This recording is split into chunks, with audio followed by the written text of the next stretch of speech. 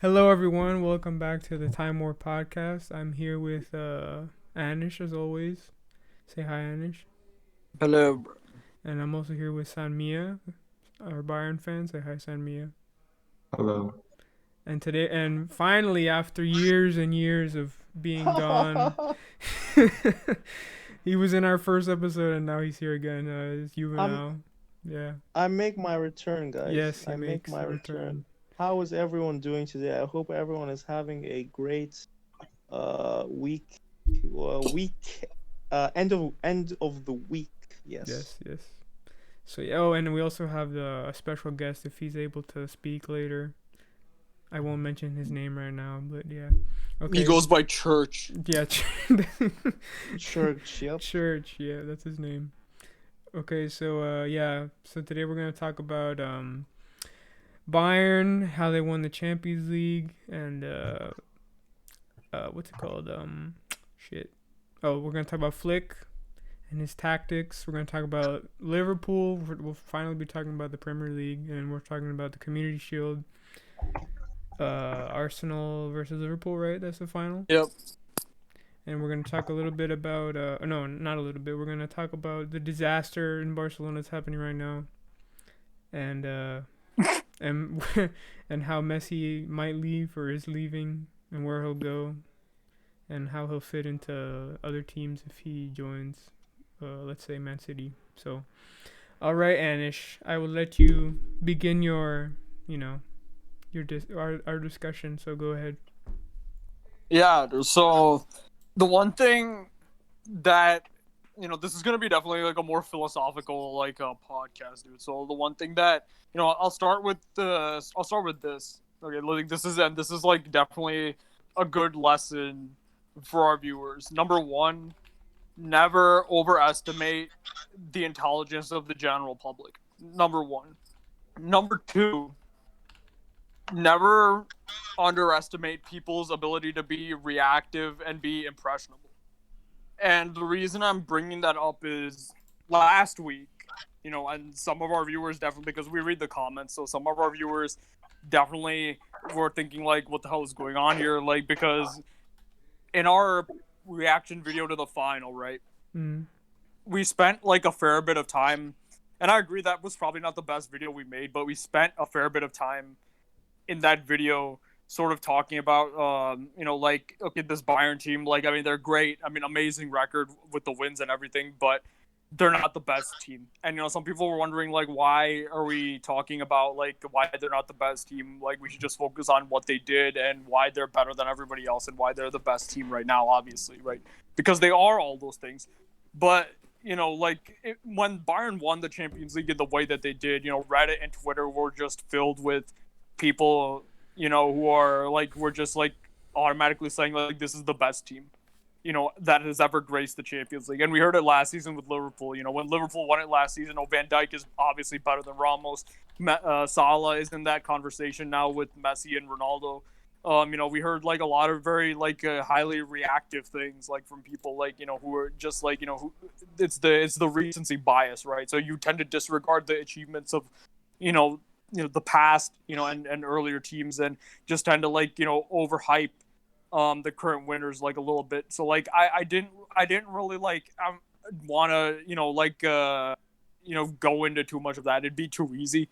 So that's why we kind of spent some time, like, talking about the good things, but also, like, kind of saying, let's not get too ahead of ourselves. But since then, what's kind of happened is that in the footballing, like, sphere, Messi, of course, like, supposedly announcing to Barcelona that he's gonna leave, and suddenly everybody's forgotten about the great things that this Bayern Munich team did this season, and, like, has forgotten about the Champions League.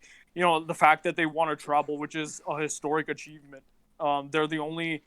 There's only two teams to have won the treble twice. Of course, one is Barca, but recently it's Bayern have also managed to match that achievement, and this is a huge, monumental, like, win for Bayern Munich that they were able to do this. I think they're probably, I feel like, maybe behind Real Madrid, you could say the second biggest club in the world right now, I feel like, because they're all on 6 Champions Leagues, utterly dominant in their domestic competitions, the Bundesliga and the DFB Pokal. So this is a team that needs to be recognized, and I feel even though we're gonna talk about Messi, I kind of feel that it's not fully right to just like put all the attention now from the media just to like put it all on this one player. You're getting global attention, all for this one bit of news, but sort of forgetting, like about Bayern and the good things that they've done this season. So what we're gonna do in this podcast is this is sort of gonna be like an appreciation for who I think was the star man behind Bayern's run. And for me, like even for many people, they'll say it's Lewandowski, but for me, actually, it was Bayern's manager Hansi Flick, who really like turned their season around like almost midway, and turned them into this this juggernaut, this mentality giant, like that. I don't think they've lost a game since February or something like that. I've like the last I checked the record. So it's actually crazy, and I believe Bayern Munich are on a 21 game winning streak in all comps. They finished the Champions League having won every single game. And I think the hardest aspect of that arguably was the fact that they won every single game in the group stage, because we know group stage games are highly unpredictable, and the fact that they were able to get through that was a tremendous achievement. So like we're gonna talk a little bit about Flick, about his tactics, about how he dramatically changed Bayern Munich from what they used to be under Kovac, like who are a much more reactive team, a much more lethargic and sluggish kind of team, to a very fast-paced, aggressive, proactive team. And we're gonna sort of like, explore and dig deep into like where this guy originates from and where some of the principles of this Bayern Munich team that make it so good really come from. And for that, like, I want to give a special thanks to Sanmia, who we're lucky enough to have today, because he's a Bayern fan, and I think there's no one better to discuss these things. Of course, like we're gonna have timestamps in the video, so like if like we don't want to waste your guys' time. So if there's a particular topic here that interests you, you should check the description and skip right to like wherever you want to go. So you don't have to sit through the whole video. But we'll like get started with Bayern, and like there's this like old animated TV show called Avatar: The Last Airbender, and the reason I bring this up is because there's a quote from the show, the season 2, this episode called Bitter Work, where one of the characters, Iroh, is speaking to his nephew, and the quote goes something like this: "It is important to draw wisdom from many different places. If you don't take it from only one place, it becomes rigid and stale. Understanding others, the other elements, the other nations will help you become whole." So what that quote is really like suggesting is that you can't truly be dogmatic in what you do. You have to take bits and pieces of knowledge, bits and pieces of, inspiration from other sources, in order to become a much improved and a much spectacular version of yourself, a better version of yourself. It's good to draw wisdom from a variety of different sources. I feel like Flick's Bayern and Flick's tactics really reflect this philosophy, and it's a stark opposite to what Kovac used to do. Back when he was the manager of Bayern, because as we know, like Kovac's Bayern were kind of primitive and kind of one-dimensional in their approach to football, whereas the Flick Bayern is more multifaceted. And I want Sanmia to like go into that and like talk a little bit about what it was like being a Bayern fan under Niko Kovac, and talk a little bit about how the team played under Kovac. I want like Sanmia, if you want to like go into that a little bit right now. Yeah, so Bayern Munich under Niko Kovac was after last season when he won the double. I thought like maybe Niko Kovac is maybe Niko Kovac could turn out to be a good coach, because him delivering a double with a Bayern Munich team that is on a transitional phase. So I feel like, and him being able to deliver a double, I really thought he would be able to turn out to be a good coach. But what turned out this season is that he immediately just forgot what failed last season, and he forgot what was working perfectly fine last season, which was just our typical 4-2-3-1 formation with Thomas Muller as like a hybrid number 10 and a hybrid attacking midfielder and slash second striker type of position. Like that was and for the most important one is 4-2-3-1. He just at the start of the season he abandoned the 4-2-3-1 and went with the 4-3-3. And let's not forget, last season Niko Kovac was about to get sacked. He was pretty close to getting sacked when we were like seventh or sixth in the Bundesliga with Dortmund like leading by like 9 points approximately. Like that's because he was using a 4-3-3 formation which failed, and he had to go back to Jupp Heynckes' typical 4-2-3-1 formation. Like if you looked at it last season, what got us a double was pretty similar to our tactics in 17-18 season under Jupp Heynckes. So that was what saved his job. He took it away and went back to his old philosophy, which almost got him fired. And that's what he was trying to do. When the first few games if it failed miserably in this season, he had to go back to 4-2-3-1. But then when we were playing under in the 4-3-3-1, we our team wasn't very our team play wasn't very good. It almost seemed like we were relying too much on individual brilliance. Like what our core foundation of what delivered us a double last season was gone. It almost seemed like we have to restart again. Like the whole Bayern team, we have to restart. We have to settle into this foundation once again. And we felt, and it almost seemed like it was too late. Like for Niko Kovac, like what failed him, what almost got him fired was the 4-3-3, and now you have to restart over again to yeah. And then because of the 4-2-3-1, he couldn't really like settle with the 4-2-3-1. He was still having like he was hesitating like which formation would work the best for Bayern Munich. And when we went into like a few games when our 4-2-3-1 wasn't very effective, he changed formation again to 4-1-4-1. And then with Coutinho and Muller as a center mid, with Thiago as a CDM. And that backfired because Thiago couldn't really thrive as a lone defensive midfielder in a 4-1-4-1. And it almost seemed like Bayern Munich we lacked our defending lacked organization, our attacking we lacked fluidity.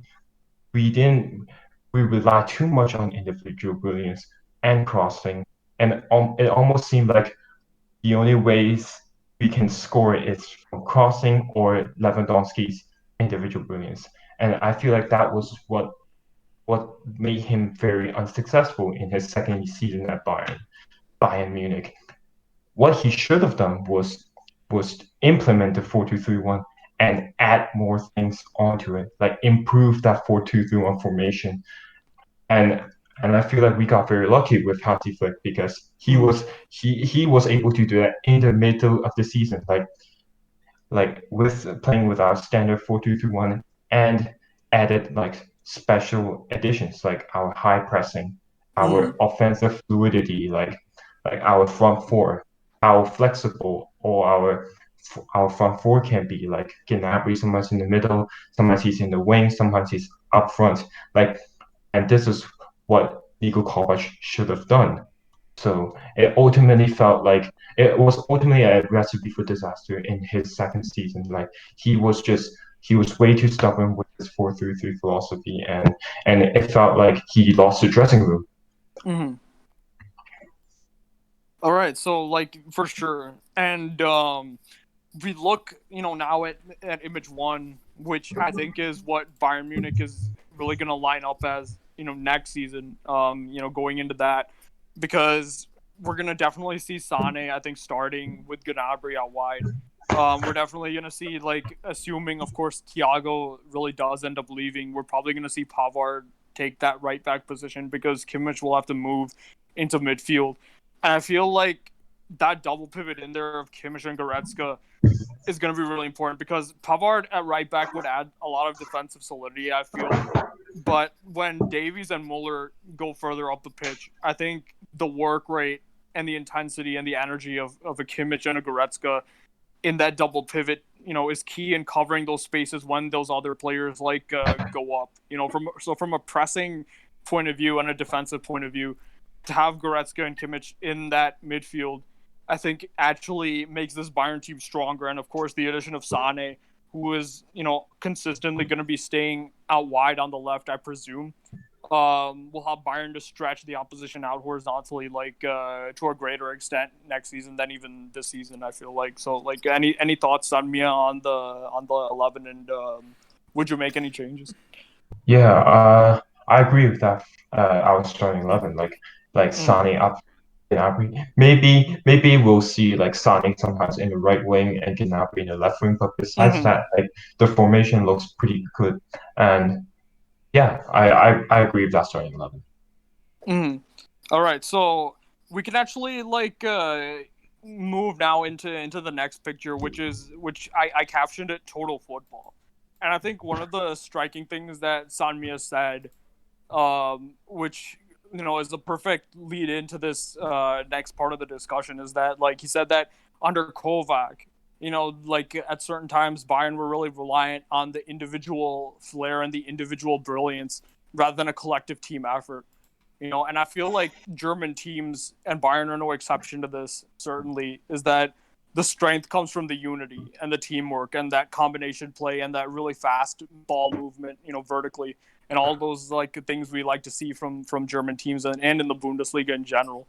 And I feel like the concept of total football really reflects that. Now, of course, total football is something that originated in the 70s, arguably in the Netherlands, and then pressing became more common in the late 70s and the 80s. In the Soviet Union and the Nordic countries as well, started picking up on it. And then it sort of disappeared. But in the 2000s, the late 2000s, there was arguably a revolutionary coach, tactician, Marcelo Bielsa, who, of course, is going to be, one of the managers of the Premier League next season with Leeds United. And he was somebody who worked a lot with these nuanced, unorthodox formations, like the 3-3-1-3, or the 3-3-4, which would sometimes mold into a 4-2-3-1, which was fairly uncommon in the 2000s. And so one of Marcelo Bielsa's teams, of course, that I think he revolutionized a lot, and they became probably the most potent pressing team of the 2010s, under Sampaoli, was Chile. And we're lucky enough to have a Chilean fan here with us in Pablo. So talk to me a little bit about Bielsa and sort of the philosophy that he instilled in Chile, from your viewpoint. Okay, so yeah, this guy, they call him El Loco because he's fucking crazy in the stuff that he does. But yeah, so at the time, Chile weren't that good. They were very a pretty basic team. And then this guy Bielsa came in and he completely changed everything, because from how even not up to now, but about up to I forgot the last Chilean manager's name, the one who went to Saudi Arabia after Antonio Pizzi. He was probably the last manager to have what was left of Bielsa's team, because Bielsa started everything that all the coaches after him used. Like Sampaoli, that not much of what he did was his tactics, because my dad always tells me about this, because he's lived there, and he watched them since around when he was born. So yeah, from that time to now, it's been all his tactics. And now it's been starting to change. But yeah, like you said, he always usually uses a 3-3-1-3, which in itself sounds like the weirdest formation. But it's like you said, he likes to press a lot. He likes his team to work really hard. I know when he went to Bilbao, he got to, what was it, the Copa del Rey final, I think it was. and I know he lost in the end, but Pep was always talking about him and how his team was like so aggressive, how they always went after everything. It's kind of like what how Liverpool was last season, I guess you could say. Not exactly, but it's pretty similar to how they like to press. But but defensively he's not that I mean, they are pretty good defensively, but they, like I said before, that he likes an aggressive pressing side. So he does occasionally hold a high line, not all the time, but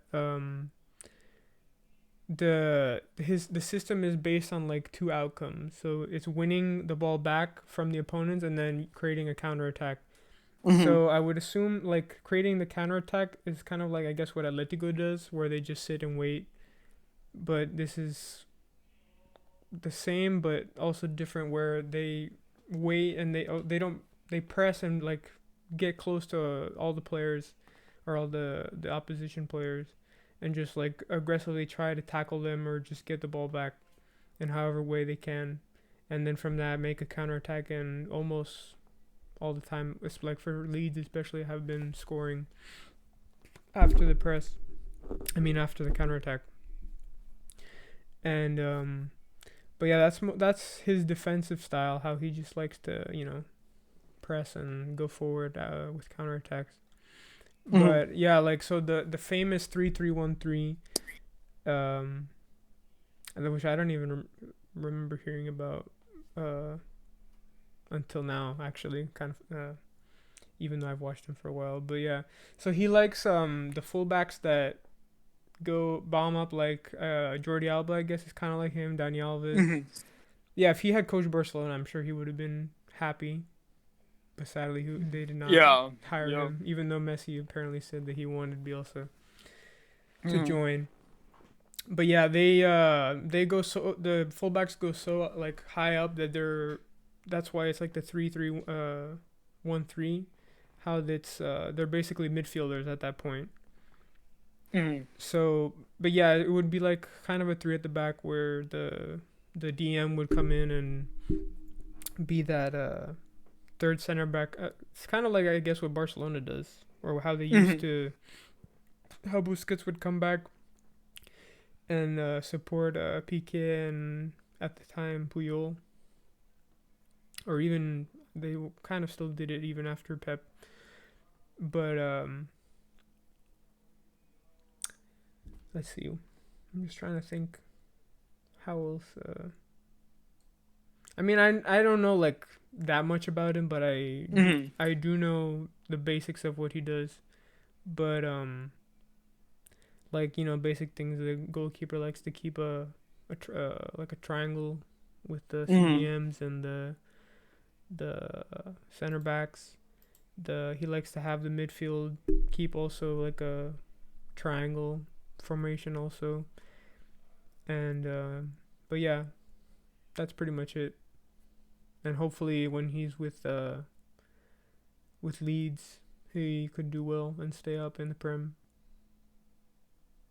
So that's all I have to say about him.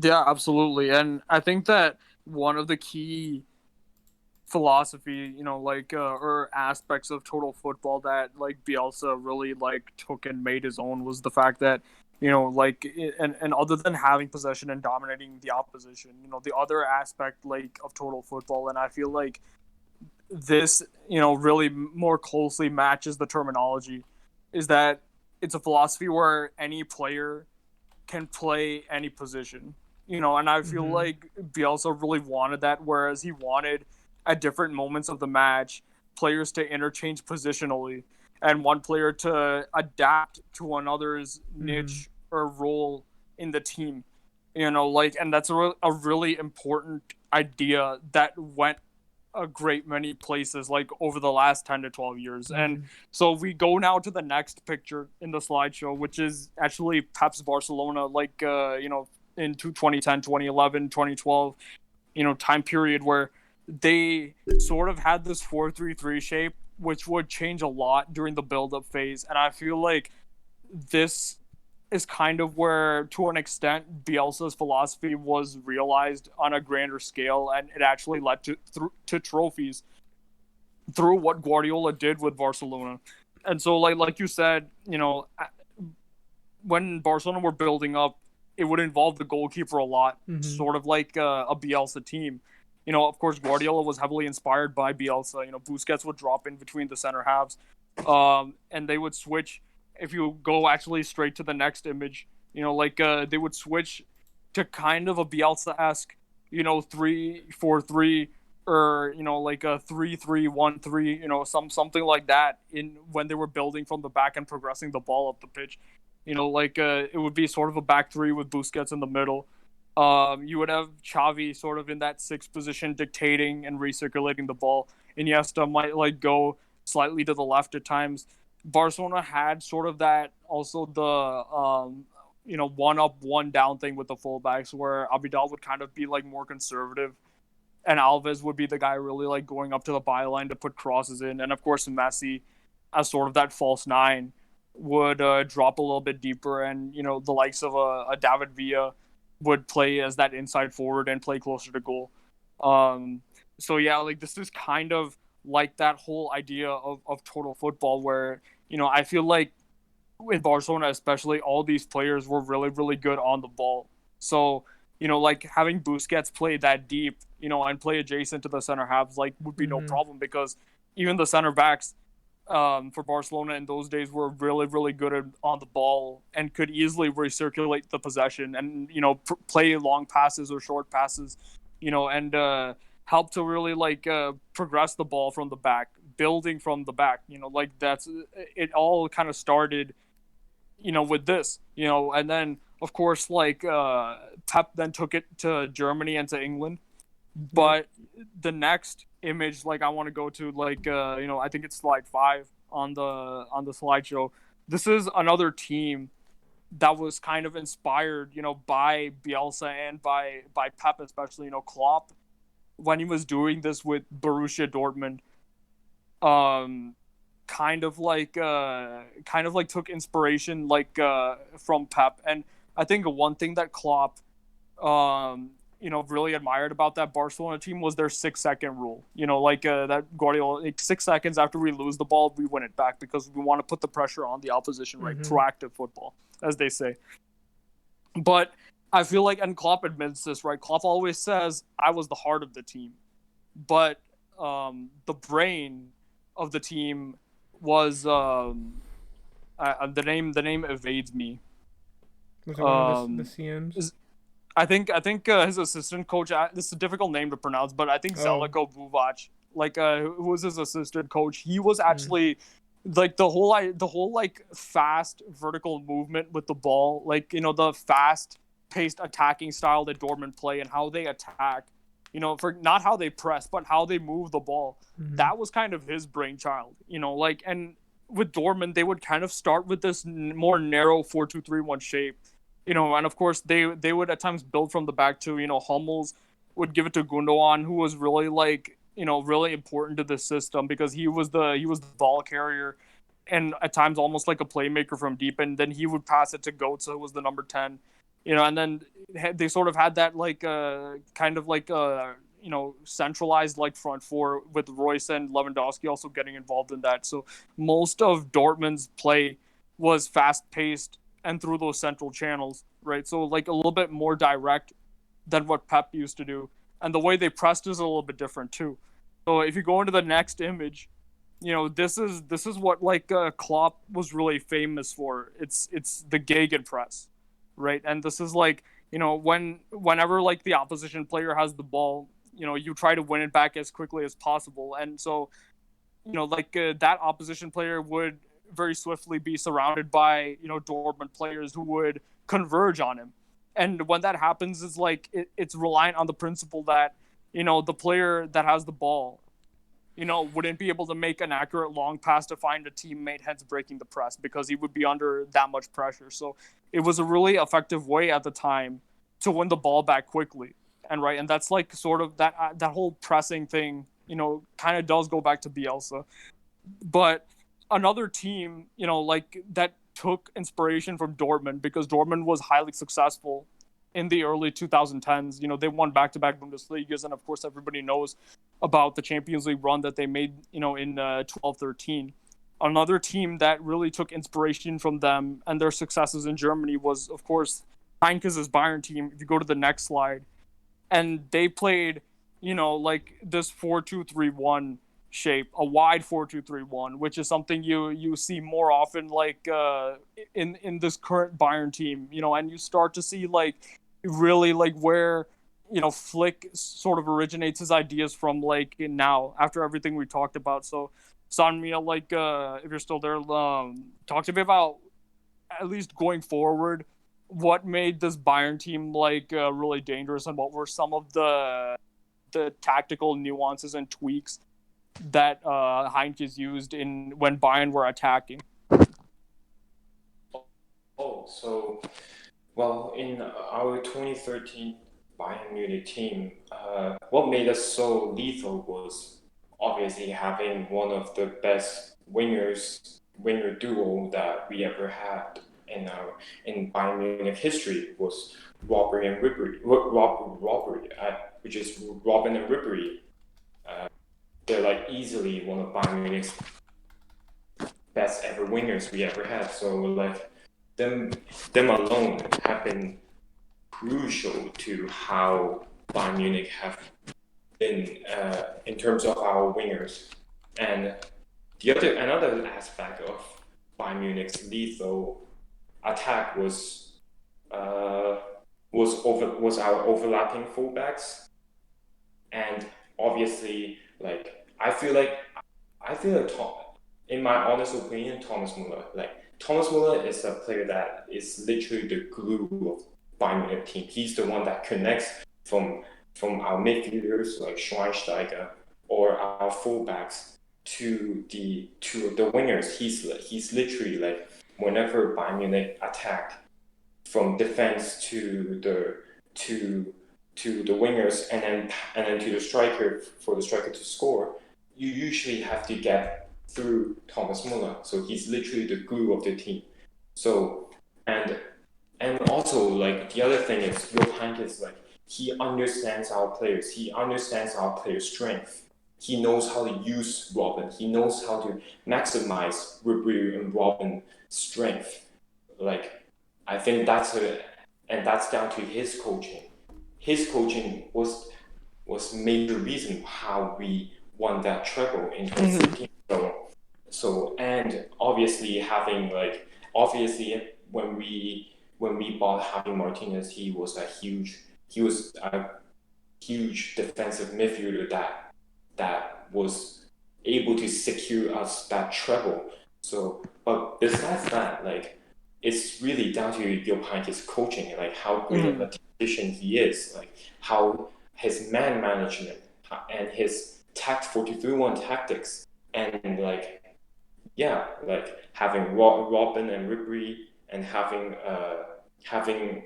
a young Thomas Muller that was very athletic, that was very flexible, and he's easily one of the most intelligent players ever. And having like a prime Schweinsteiger, I think those were like reasons why Bayern Munich were able to win that treble in 2013. And like another thing, in addition to, of course, the overlapping runs, which is key, that I think was something that really disorientated and created chaos, for the opponents, was the fluidity of the front four. Especially, I think the positional interchange of Mandzukic with Ribery. Sometimes Ribery would come in central, right? Ribery was like a floater, kind of like mobile, and Mandzukic oftentimes would sacrifice, for the team and track back and like go slightly out wide. And I think like that positional interchange between them specifically, like would go a very long way in creating like chances, and also like creating havoc for the defense, because we know like how good Mandzukic is at winning second balls and things like that, and you saw it, like the full effect of this at the Camp Nou, of course, where Bayern got that famous 3-0 win away from home. So if you go on to the next slide after this, you see kind of now, where Heinkes took inspiration from Klopp, and where like he was also kind of different. Whereas Klopp predominantly, like almost 100% of the time with Dortmund, would use the Gegenpress, which is like it's more man to man oriented. It's men converging on the player with the ball. But this now, which is something you saw with Guardiola's Barcelona, as well as later on with Zidane's Madrid, is that like Heinkes' Bayern team, like in the way that they pressed, they would oftentimes use passing lane severance, which basically means that you're kind of marking passing lanes and not just all the time people. So like when you mark the opposition's passing lanes and you cut off their options, right? You sort of stifle them and stop them from building out and progressing the ball. And through marking the passing lanes effectively, and obviously this came through Heinkes' studying of the opponent and like where he would position his players and stuff like that. Bayern were able to create a lot of opportunities through transitions. And I feel like, and Sanmi, you can go, you can talk a little bit about this too, like the effectiveness of marking out the passing lanes, and winning the ball back, like. I feel like it made Bayern's transition play, one of the most dangerous aspects of that team, right? Like, I mean, like, what do you think? Yeah, here's the thing. For Bayern Munich, when we don't have the ball, we always defend as a team. Mm-hmm. When so if let's say the opposition defenders have the ball, we usually would have like Mandzukic would be the one that's organized. I mean, not organized, doing the man marking. He's usually like pressing their center backs, and then we usually have our fullback. I mean, not fullbacks, wingers. They usually like block the passing lane. They would be blocking the passing lane for the other fullbacks, and then Thomas Muller would usually like be the one that like, let's say when the opposition center back pass to their central midfielder, Thomas Muller would usually be the first one to pressure that central midfielder. So he's usually like the one that's predicting where the next move, and he's pressuring that player. And then like one of Heinkes like best thing was telling his wingers to defend. So which made us able to defend as a team. So it almost seemed like we will always be defending as a team, which made our pressing very successful. Like we not only can gegenpress, but we can also block other players' passing lane. And then we obviously have like great midfielders like Schweinsteiger and Javi Martinez. Like when other opposition players can bypass our wingers and Muller, we always have Schweinsteiger and, more importantly, Javi Martinez to shield the defensive line. So I think this was what made Bayern Munich so successful in their pressing, was that they were defending as a team. Absolutely.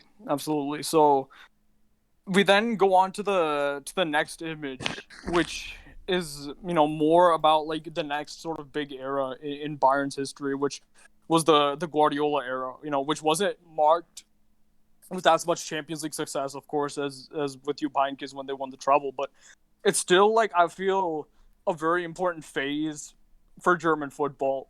And I feel like it is important to discuss what Pep did.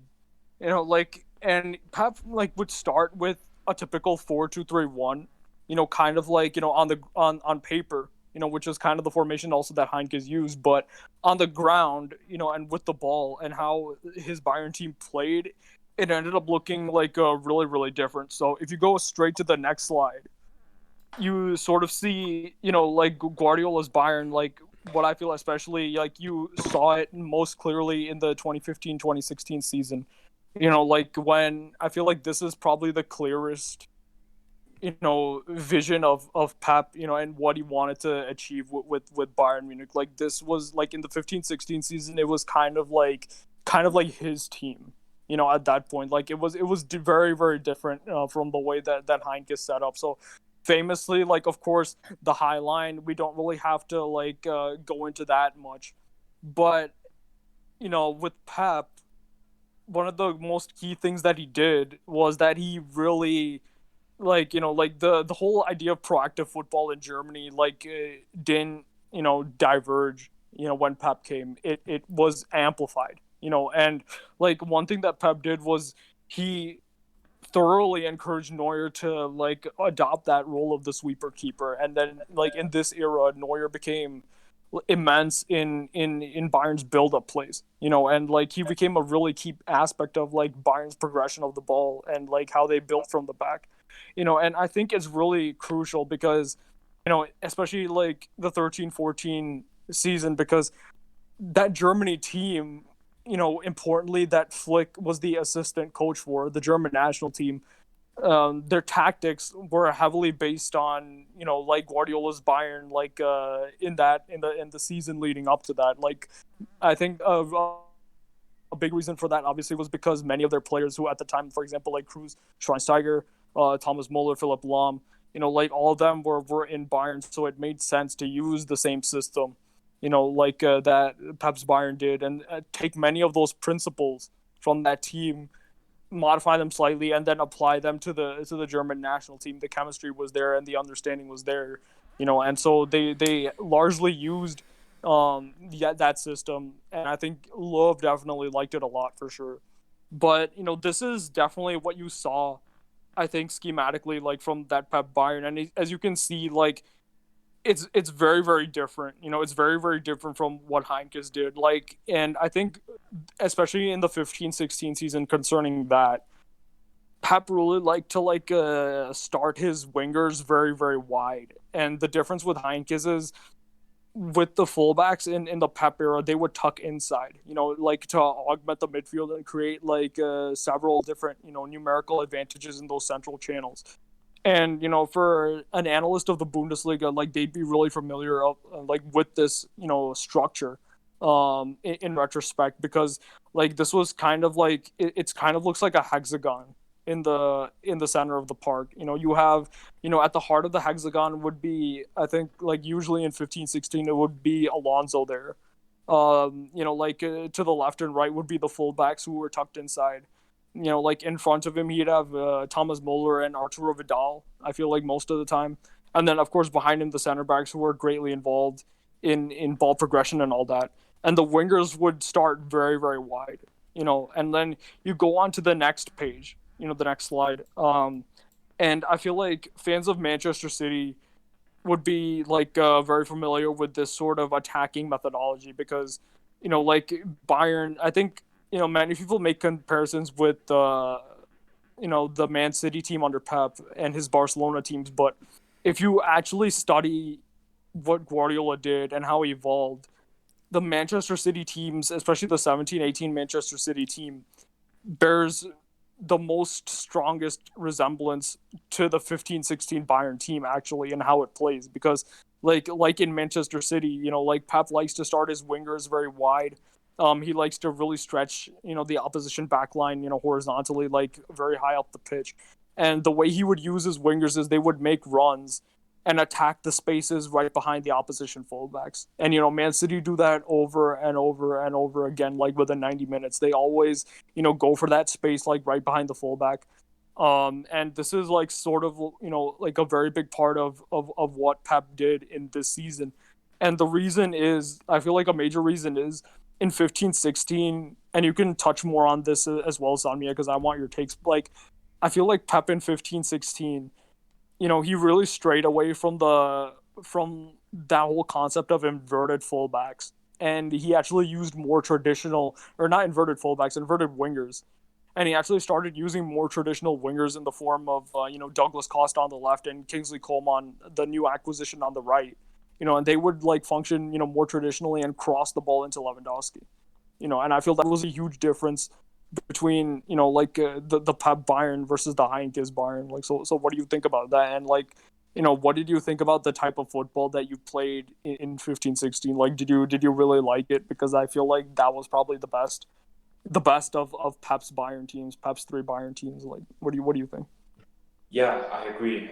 15-16, Pep's Bayern Munich was my favorite. Mm-hmm. Part of the reason is because I think that's when Pep started to understand the whole Bayern Munich team better. I feel like before that he was still trying to implement his own Pep philosophy. But then 15-16, that's when he sacrificed a little bit of his typical Pep's his own philosophy, like the possession football, and he sacrificed a bit of that possession football for more direct approach in the 15-16. That's because like during Pep's whole tenure at Bayern Munich, the way our board made signings was it was almost like clear that this Bayern Munich team, to get the best out of them, you need to play them in a 4-2-3-1 or a 4-4-2. And that lineup needs to include Thomas Muller in the middle.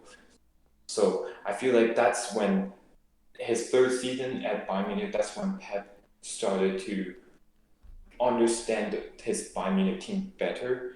But yeah, Pep in 15-16, he also did inverted fullbacks, which was what he also does at Manchester City, and then he also had wingers, especially Costa and Kingsley Coman to hug the sideline, and yeah, so there's similarities in the to Pep's current Manchester City side.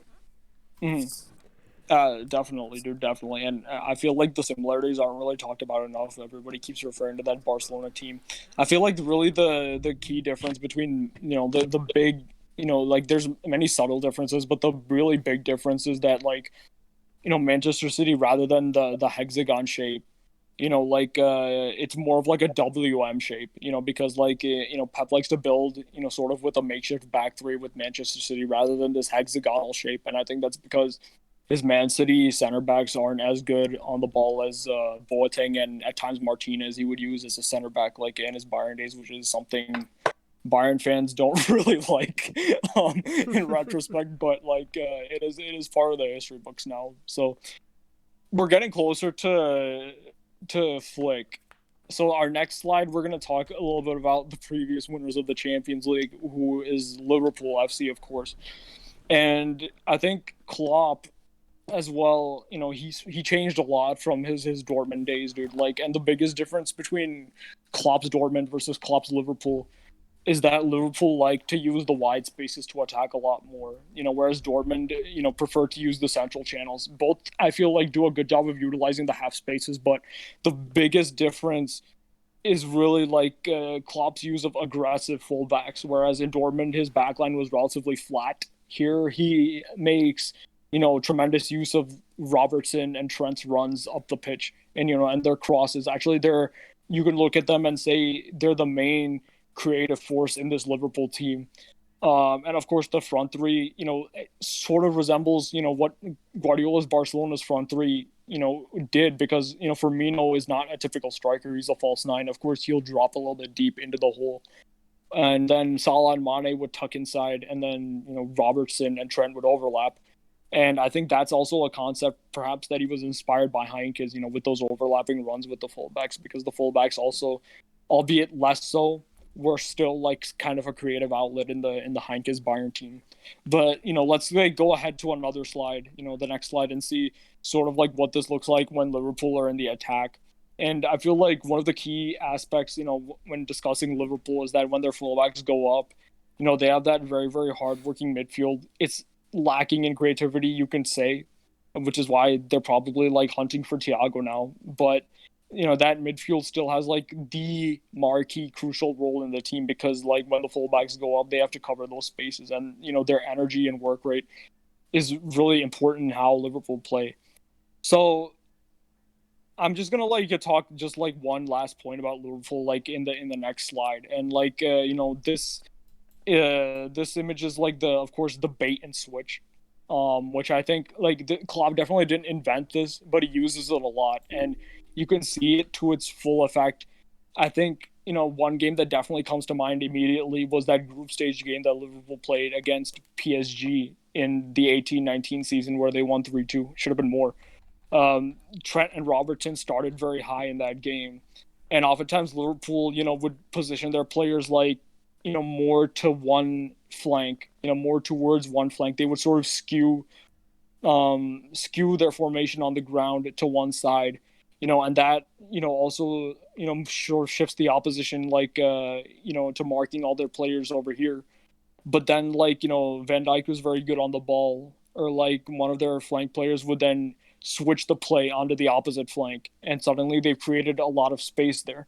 And I think this is a really smart and subtle way to engage your opposition and create space for yourself. And I think, like, it shows how Liverpool, and Klopp especially, like he likes to use the flanks a lot more now, and the flanks have become really important to their team.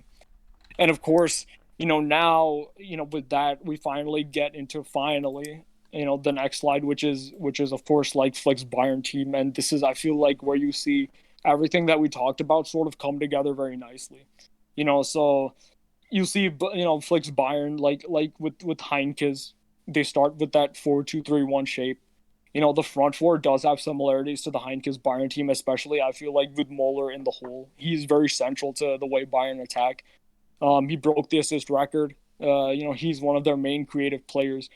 But like, I think this is where you start to see a lot of differences in how Flick's Bayern is sort of different yet similar to all the teams we talked about. So let's like go to the next slide immediately. Here you see like sort of how Bayern build up. Like they like to build up. Sometimes what would happen is that like one of the midfielders like would drop in between the center halves. Like, we saw this with Barcelona under Pep as well, like to help in the build-up phase, and then they start to progress the ball from there. And I think like one of the really smart things that Bayern do when they're building up like is, like you would see one fullback, pass it to the center half. That center half will pass it to the other center half, and that center half will pass it to his respective fullback. So that's kind of like how they switch the play, move the ball side to side, and sort of like sway in their build-up plays, like, and they sort of probe the opposition and like which flank to attack. And I think one of the keys, and which you see, especially like against Barcelona, you saw it a lot, was that Neuer, who's so good on the ball, in his sweeper keeper role, would, he sometimes like just like, takes it in himself, and then he'll just hit a lob right out to the fullback, very direct. And that's something I really like to see. So Sanmia, like, talk a little bit about Neuer and his role in the team, and like, like I think he was the man of the match in the final. Like, would you agree? And like, how impressive is he? Yeah, I definitely agree. Neuer was the man of the match against PSG in the Champions League final. Yeah, Neuer's impact for our build-up play is very important. Like sometimes when opposition pressure our center backs, whether it's Alaba or Boateng, our center backs, they always have confidence in Neuer. They know they would know where Neuer is, and they will have like full confidence in Neuer to pick the right pass. So when opposition pressure our center backs, and when Neuer has the ball, he can always like pass the ball to fullbacks with no problem. He's very comfortable on the ball, and that's very crucial to our build-up play. You saw how Ter Stegen was struggling in the Barcelona defeat against Bayern Munich in that 8-2 defeat. Like you saw how like it's important for goalies nowadays to be capable at passing from the back, and that's what Manuel Neuer excels, and that's like a very essential role for Hansi Flick's Bayern Munich team, is like playing from the back, and Neuer just excels in that, and that's something that Pep did very well with for Neuer. So yeah, like Neuer playing out from the back is excellent, and yeah, like our backline have full confidence in him. They know where he's usually positioned. They know how confident he is on the ball, and it just gives us an extra person to distribute the ball. Yeah, so like, and I think like one of the last things like I'm gonna leave off on like before we go on to the next slide is that like you can see sort of in this preliminary build up that Bayern have many, and this is something that Ferdinand said, Rio Ferdinand, like he said to, like in the post match, I think after Bayern beat Lyon, their attack has a great many prongs to it, and many avenues they can go down. Like with Klopp's Dortmund, they can go down the middle, because they have a very capable midfield and creative players there. Or, they could also go down the flanks, through the likes of Alphonso Davies, Gnabry, Perisic, and wingers such as those as well. So, like this is a team that can cut you open from the flank and they can cut you open from the middle. And I think that's like one of the aspects that makes them really, really dangerous. So, like continuing on that, we go on to the next slide. And I feel like this is sort of, Bayern's shape when they're playing very, very high up. Sometimes when Davies like goes in for the overlap to hit a cross to Lewandowski, and of course, Bayern's wingers sort of make darting runs like towards the box. Muller is very mobile, so he can go either right, or he can like hit a pass to Lewandowski and make runs into the box himself, to try and score. What their defense does in this phase is really, really crucial because, like with Pep's Bayern, this Bayern team likes to hold a high line, and I think that's really one of the big benefits of having Alaba there is that he's comfortable coming out to the left. I think like to cover the space, when Davies goes forward, and Boateng as well. Boateng is a lot pacier than most people realize. And I think like having Boateng and Alaba there, especially Alaba, like is really crucial. Like when you play this high line, because the recovery speed of them two plus Davies as well. And next season you're going to see a Pavard who's not as quick, but he's a capable defender and he has really good positioning. Like the abilities of the back line are all invaluable. When you play this sort of high risk football, and like they're a big reason why Bayern Munich, like their defense is underrated. Their defense is actually very underrated, and it involves a lot of last-ditch defending, which is really, really difficult. It's easier when you're playing in a team that sits back the whole time and defends as a team, but when you're playing in a team that plays a high line and you have to do a lot more on the ball, and you have to always like look over your shoulder for the turnover, and you have to recover, like that's really difficult. Like that's really difficult, I think. Like, so like what do you think, Sanmia? Like how and who's your best center back, and what role do you think Lucas Hernandez is gonna have next season? Yeah, well, our best center back throughout the whole season would be Alaba, but after the lockdown, I would say Boateng has been our best center back, but throughout the whole season, Alaba has been our best center back. Like Alaba is it's what you call a ball playing defender. Like sometimes when he excels in those long passes, those through balls, those passing from the back. He excels in all of that, and that's what Hansi Flick really values in Alaba, and that's one of the reasons why Hansi Flick prefers Alaba over Lucas Hernandez as in the left center back role, because they're both left-footed, and Hansi Flick prefers a left-footed left center back and a right-footed right center back. He prefers he doesn't really like two left-footed center back pairing.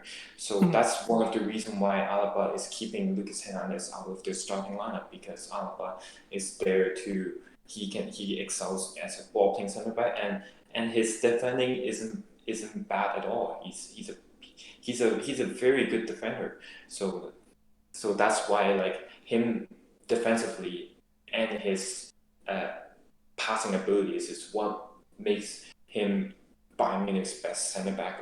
Best center back of the season.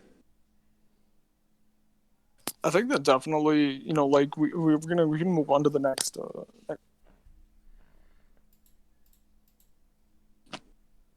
Like we can definitely move on to the next slide here. So I think like this is the bait and switch sort of thing that we saw with Liverpool. Like, and I think that Flick's Bayern also used this to a great extent, actually, like when they're switching flanks.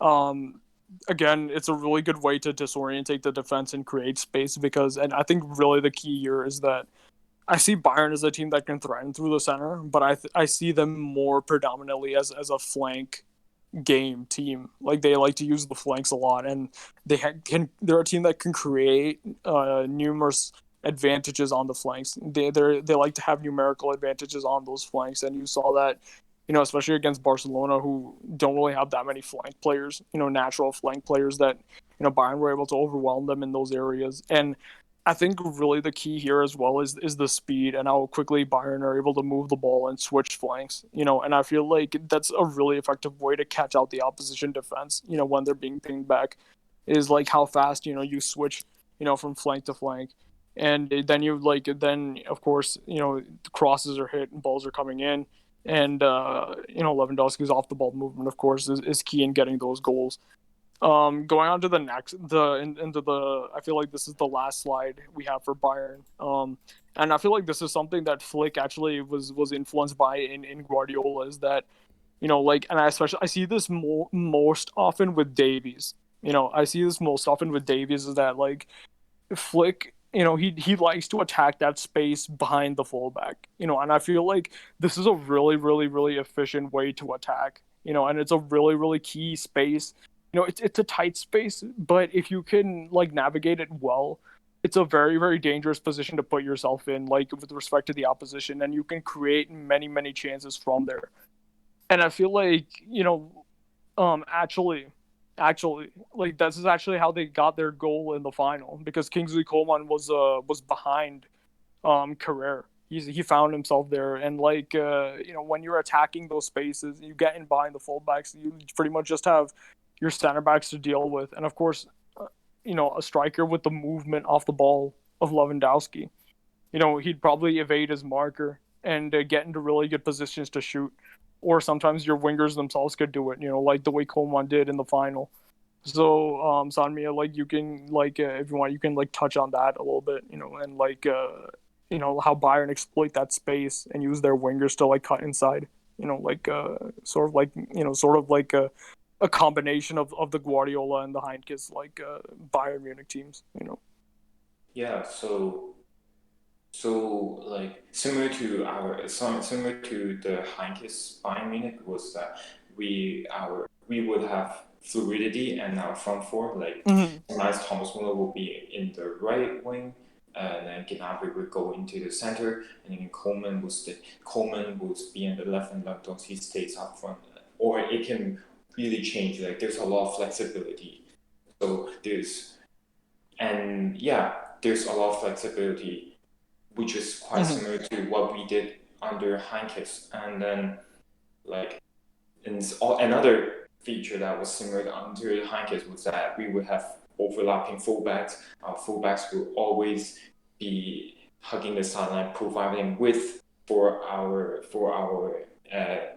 inside forwards inside forwards, and then our wingers could usually use our fullbacks to provide width for them, and then sometimes they would pass to them and they can provide many crosses. So that's similar to what we did under Heinkes as well. So like the Flick's Bayern Munich team has shown a lot of like similarities to what we did under Heinkes, and I think that's one key similar philosophy they both share in common.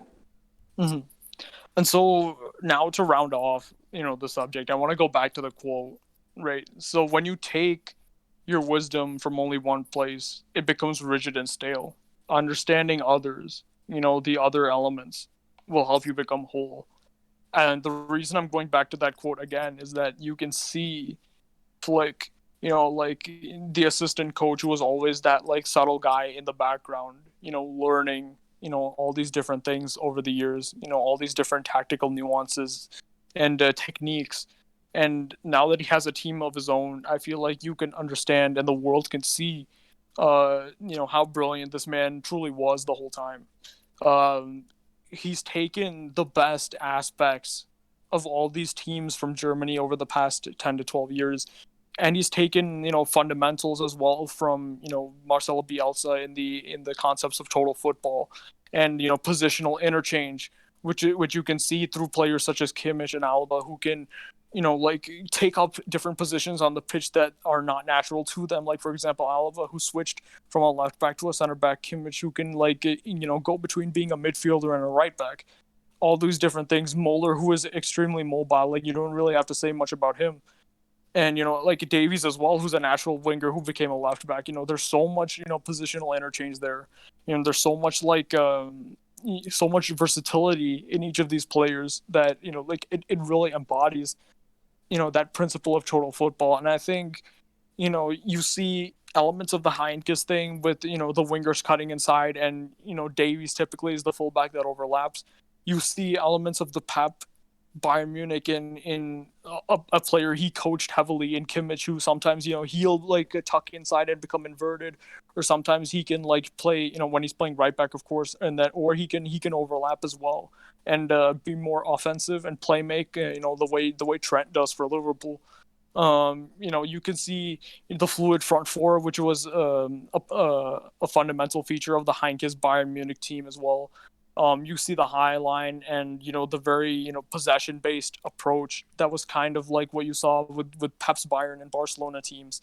And, especially this, and you saw, with the Heinkes team, how Bayern Munich press, because, this version of Bayern Munich gegenpress a lot, right? Since they're a high-pressing team, they like to win the ball back as quickly as possible, and next season especially, they'll have two counter-pressing machines in there in Goretzka and Kimmich. Who can, do more of a man-oriented press, or they can, the Heinkes team or the Guardiola Barcelona team, they could do passing lane severance and cut off the passing lanes that the opposition potentially could use to win the ball back that way. And they can create transition situations and turnovers very high up the pitch. So he's combined all these different aspects of all the different teams that you've seen over the past 10 years into something truly beautiful. And I think that, this Bayern Munich team, man for man, even though they might not be as good as the treble-winning Bayern team of 12-13, I feel like they play the most attractive football I've seen ever, from any team in any country, because this football involves, very fast movement of the ball. Another central theme is, youth, and, with young players, you have speed and energy in there. There's a directness to how Bayern Munich play because they like to get the ball out wide as fast as possible and make, very direct runs, in down the flanks, in behind the opposition fullbacks, things like that. They like to cut inside and shoot a lot more. There's a lot of dynamism in this team, and I think I like this kind of football a lot, and if I were to be a coach, I would make my team play very much in the way that that Flick has made this Bayern team play, because they can navigate the wide areas really well and attack through there. They can navigate, the central space as well and create from the center through a playmaker such as Muller. They've got your striker in there in Lewandowski, who's a very reliable goal scorer both in the league and the Champions League, and of course the cup is cake for him really. So you can see now why this team is so good that they win 3 competitions, and it speaks volumes of a team's quality if they're able to compete and they're able to win all 3 competitions they're in. And if there was a 4th domestic cup in Germany this season, I would, without a shadow of a doubt, believe Bayern would win that as well. So, you can see this team is dangerous, is proactive, and plays really, really, really attractive football. Really, really attractive football. I feel it's more attractive than the tiki-taka Barcelona team. I really do, because that team without Messi in it, I feel lacks the sort of penetration you get through the tactical nuances that Flick's Bayern team 10 years later has. Through all these different avenues, be it the wide spaces, through Davies and Kimmich, be it through the wingers who cut inside Gnabry, Coman, Perisic, and then you're gonna see at times maybe Sané next season as well, if he's inverted, and they have just, I feel, the most consistent striker at the highest level in Lewandowski over the last 10 years, from his Dortmund days through the Guardiola era, through even Kovac and now as well. He's really adapted to different systems, and he's really proven to be, a very adaptable, very cunning, athletic, strong, and intelligent player who's matured really well and become one of the leaders on the pitch for Bayern Munich. And this team, I feel like this team, if Flick had like a peak Ribery and Robin, I mean, who knows, what would happen at that point? Who knows, how many goals Bayern would score, because this is the most dangerous brand of football ever invented, and that's my opinion. But there is a precedent for it, because I think this Bayern team broke the goal record. For a team that won the Champions League, I think they scored the most amount of goals in the competition. And I think a big reason for that is because they've combined so many different aspects of attacking football from so many different teams, and Flick has taken all these different tactical nuances from different systems and applied them well into this Bayern team, and they can just attack in so many different ways, and they just want to go out there and score as many goals as possible within 90 minutes through any one of those different avenues. So yeah, I think that pretty much just sums up what this team is all about. So Sanmia, if you want, you can reflect a little bit on your season and on your trouble.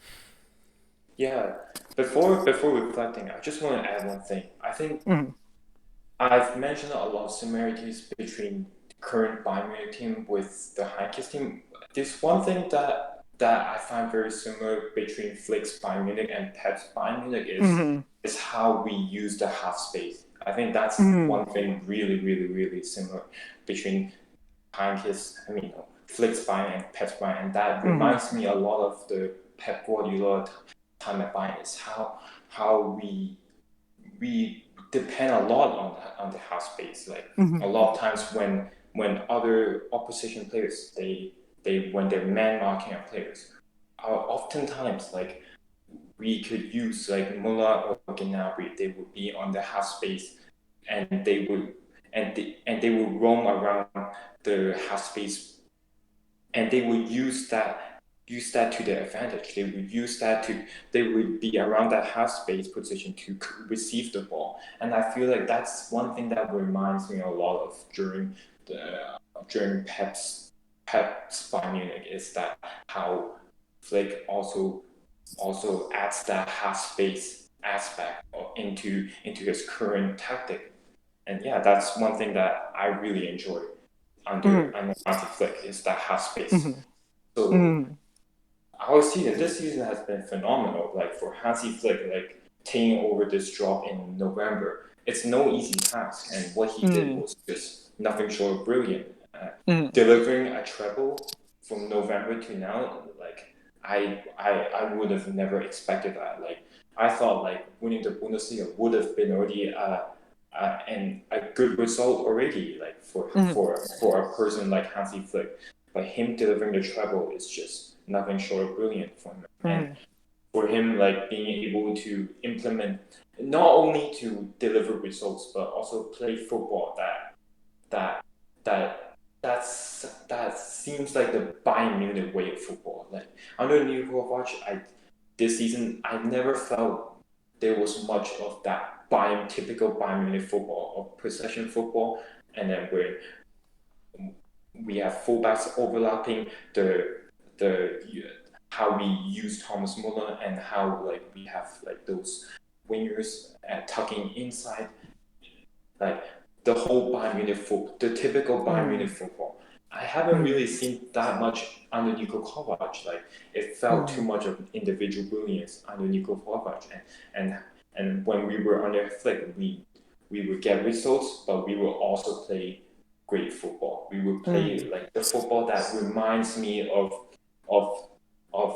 the treble year in 2013. And I feel whenever we play good football, we usually find great success, and it felt like Hansi Flick is the perfect manager of this team. So You 10 know, out for Hansi Flick. I think that's a perfect way of summarizing it. And with Flick, the attacking, like you said, and I think it's really key, came from basically individual brilliance, right? Bayern at that time really kind of knew one way to attack. And the difference with Flick is that, like, Flick is definitely a learned man who studied all these different teams and can apply his knowledge into Bayern Munich. And now they have many different, sources, and many different ways and avenues that they can attack and create chances from and score goals from. I think that's definitely the key difference. And I think, to our viewers, you could take inspiration from Flick, draw your knowledge and draw your wisdom from different areas in life and different, avenues and different places. Whenever you travel, take something from that place with you. Like a bit of information, or it could be like an object, an item, and use it to your advantage.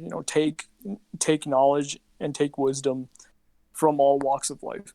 That's basically like my spiel, for today. But one of Bayern Munich's victims, this season, unfortunately for Barcelona fans out there, and you can move on to the last slide, here is of course is Messi.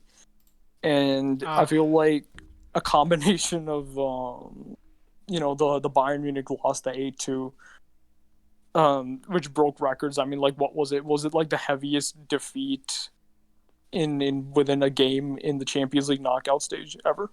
I think it was, of all time. Oh wow, okay, that's pretty insane. Was it of all time? I don't even know. I don't know either, dude. Like, I think in the quarterfinals, what I read was that Madrid beat like Apoel, which is the Cyprian team, like 8-2 on aggregate. And this was like this was 8-2 just within one game. So, like, do you feel like Barcelona were lucky to come out of that? The fact that it was one leg and not it could have been more. It could have been 12. If Bayern had taken more some of their more of the chances, because they had a lot of more chances, then I think it could have ended 12. And if there was 2 legs, it could have been ugly. Yeah, dude, for sure. Like, imagine, I don't know how it would have worked if it would have been at the Camp Nou first and then at the Allianz, or the other way around. But if it had, regardless, I think it could have been like something that Barcelona would never recover from. Because I think they can recover from this. Maybe in like 2 or 3 years, they have a chance of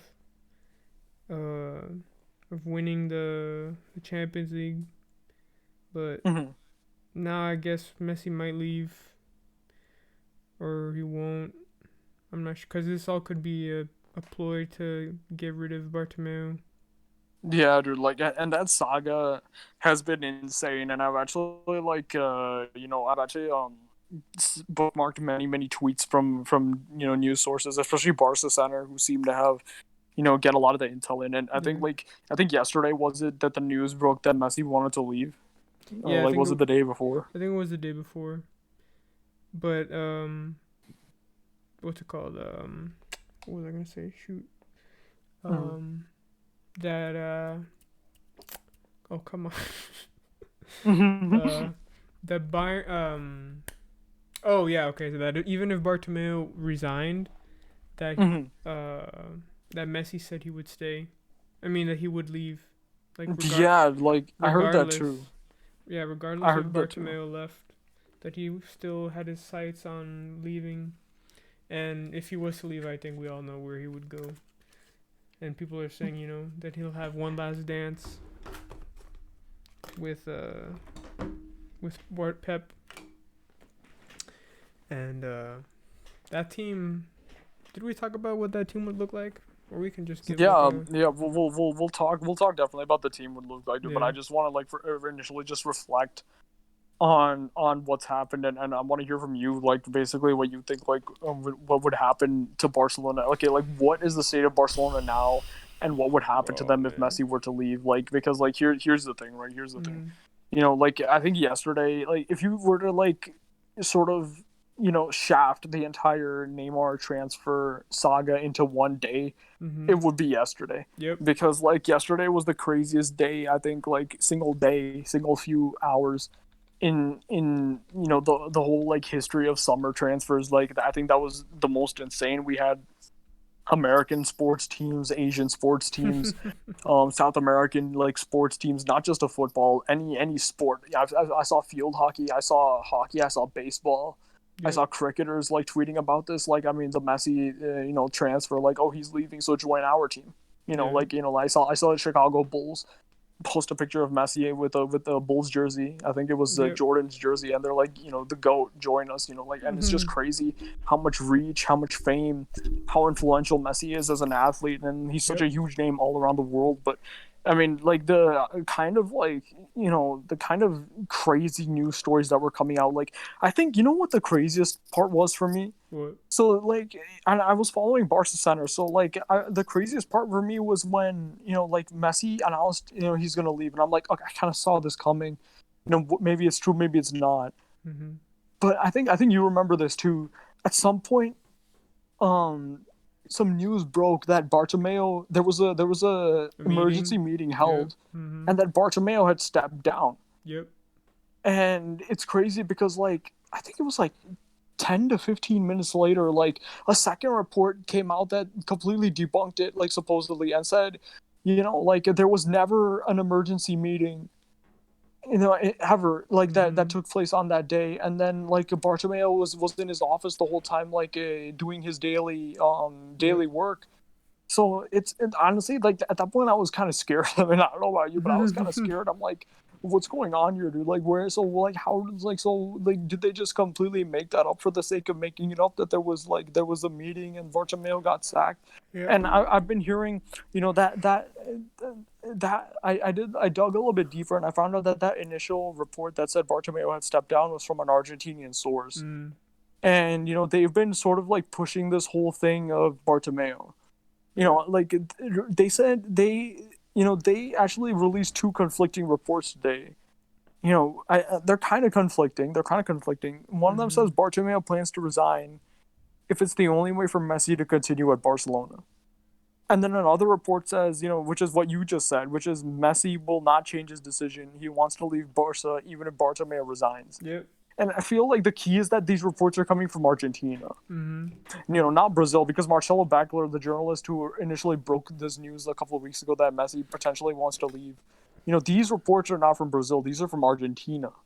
And I think it's really crucial that they're from Argentina, because one of the narratives that's coming out from this, and like, what do you think of this, is that like Messi might be doing this, and this might just be Messi's camp, Messi's father and his people pushing this, feeding this to the news, that like they're trying to like coax and blackmail, and coerce Bartomeu into resigning.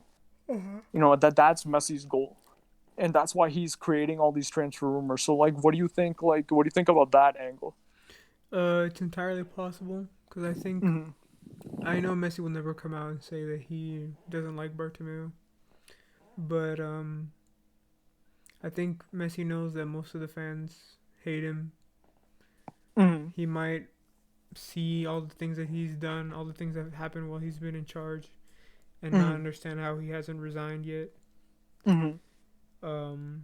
So I guess he could be, like seriously questioning, how has this guy not left yet, and when will he leave so that all this stuff can end. Because under Bartomeu, we lost to Roma, we lost to Liverpool, now we lost to Bayern. So it's like, I mean, I completely understand why he would want to leave. And eventually he'll leave. He'll be gone anyway. Like, it doesn't matter if he leaves now or if he retires here. He'll be gone. And of course, it would be sad if he left. But I guess in a kind of like, if you're a Messi fan, not like Sean, he's he's not really that much of a Barcelona fan, but I'm sure that like any Barca fan would say that they would love to see him, live out his absolutely his last years in a good team, maybe win the Champions League, and fulfill his his last. Because I'm pretty sure that that's what he wants. He doesn't care about winning the league anymore. He doesn't care about winning any other trophy. He just wants to win the Champions League one more time before he retires. And but yeah, it's entirely possible Bartomeu. He's doing this just to get Bartomeu out. And I would understand why he would do that. But yeah, but it also could be entirely possible that he just wants to leave and he's fed up with everything.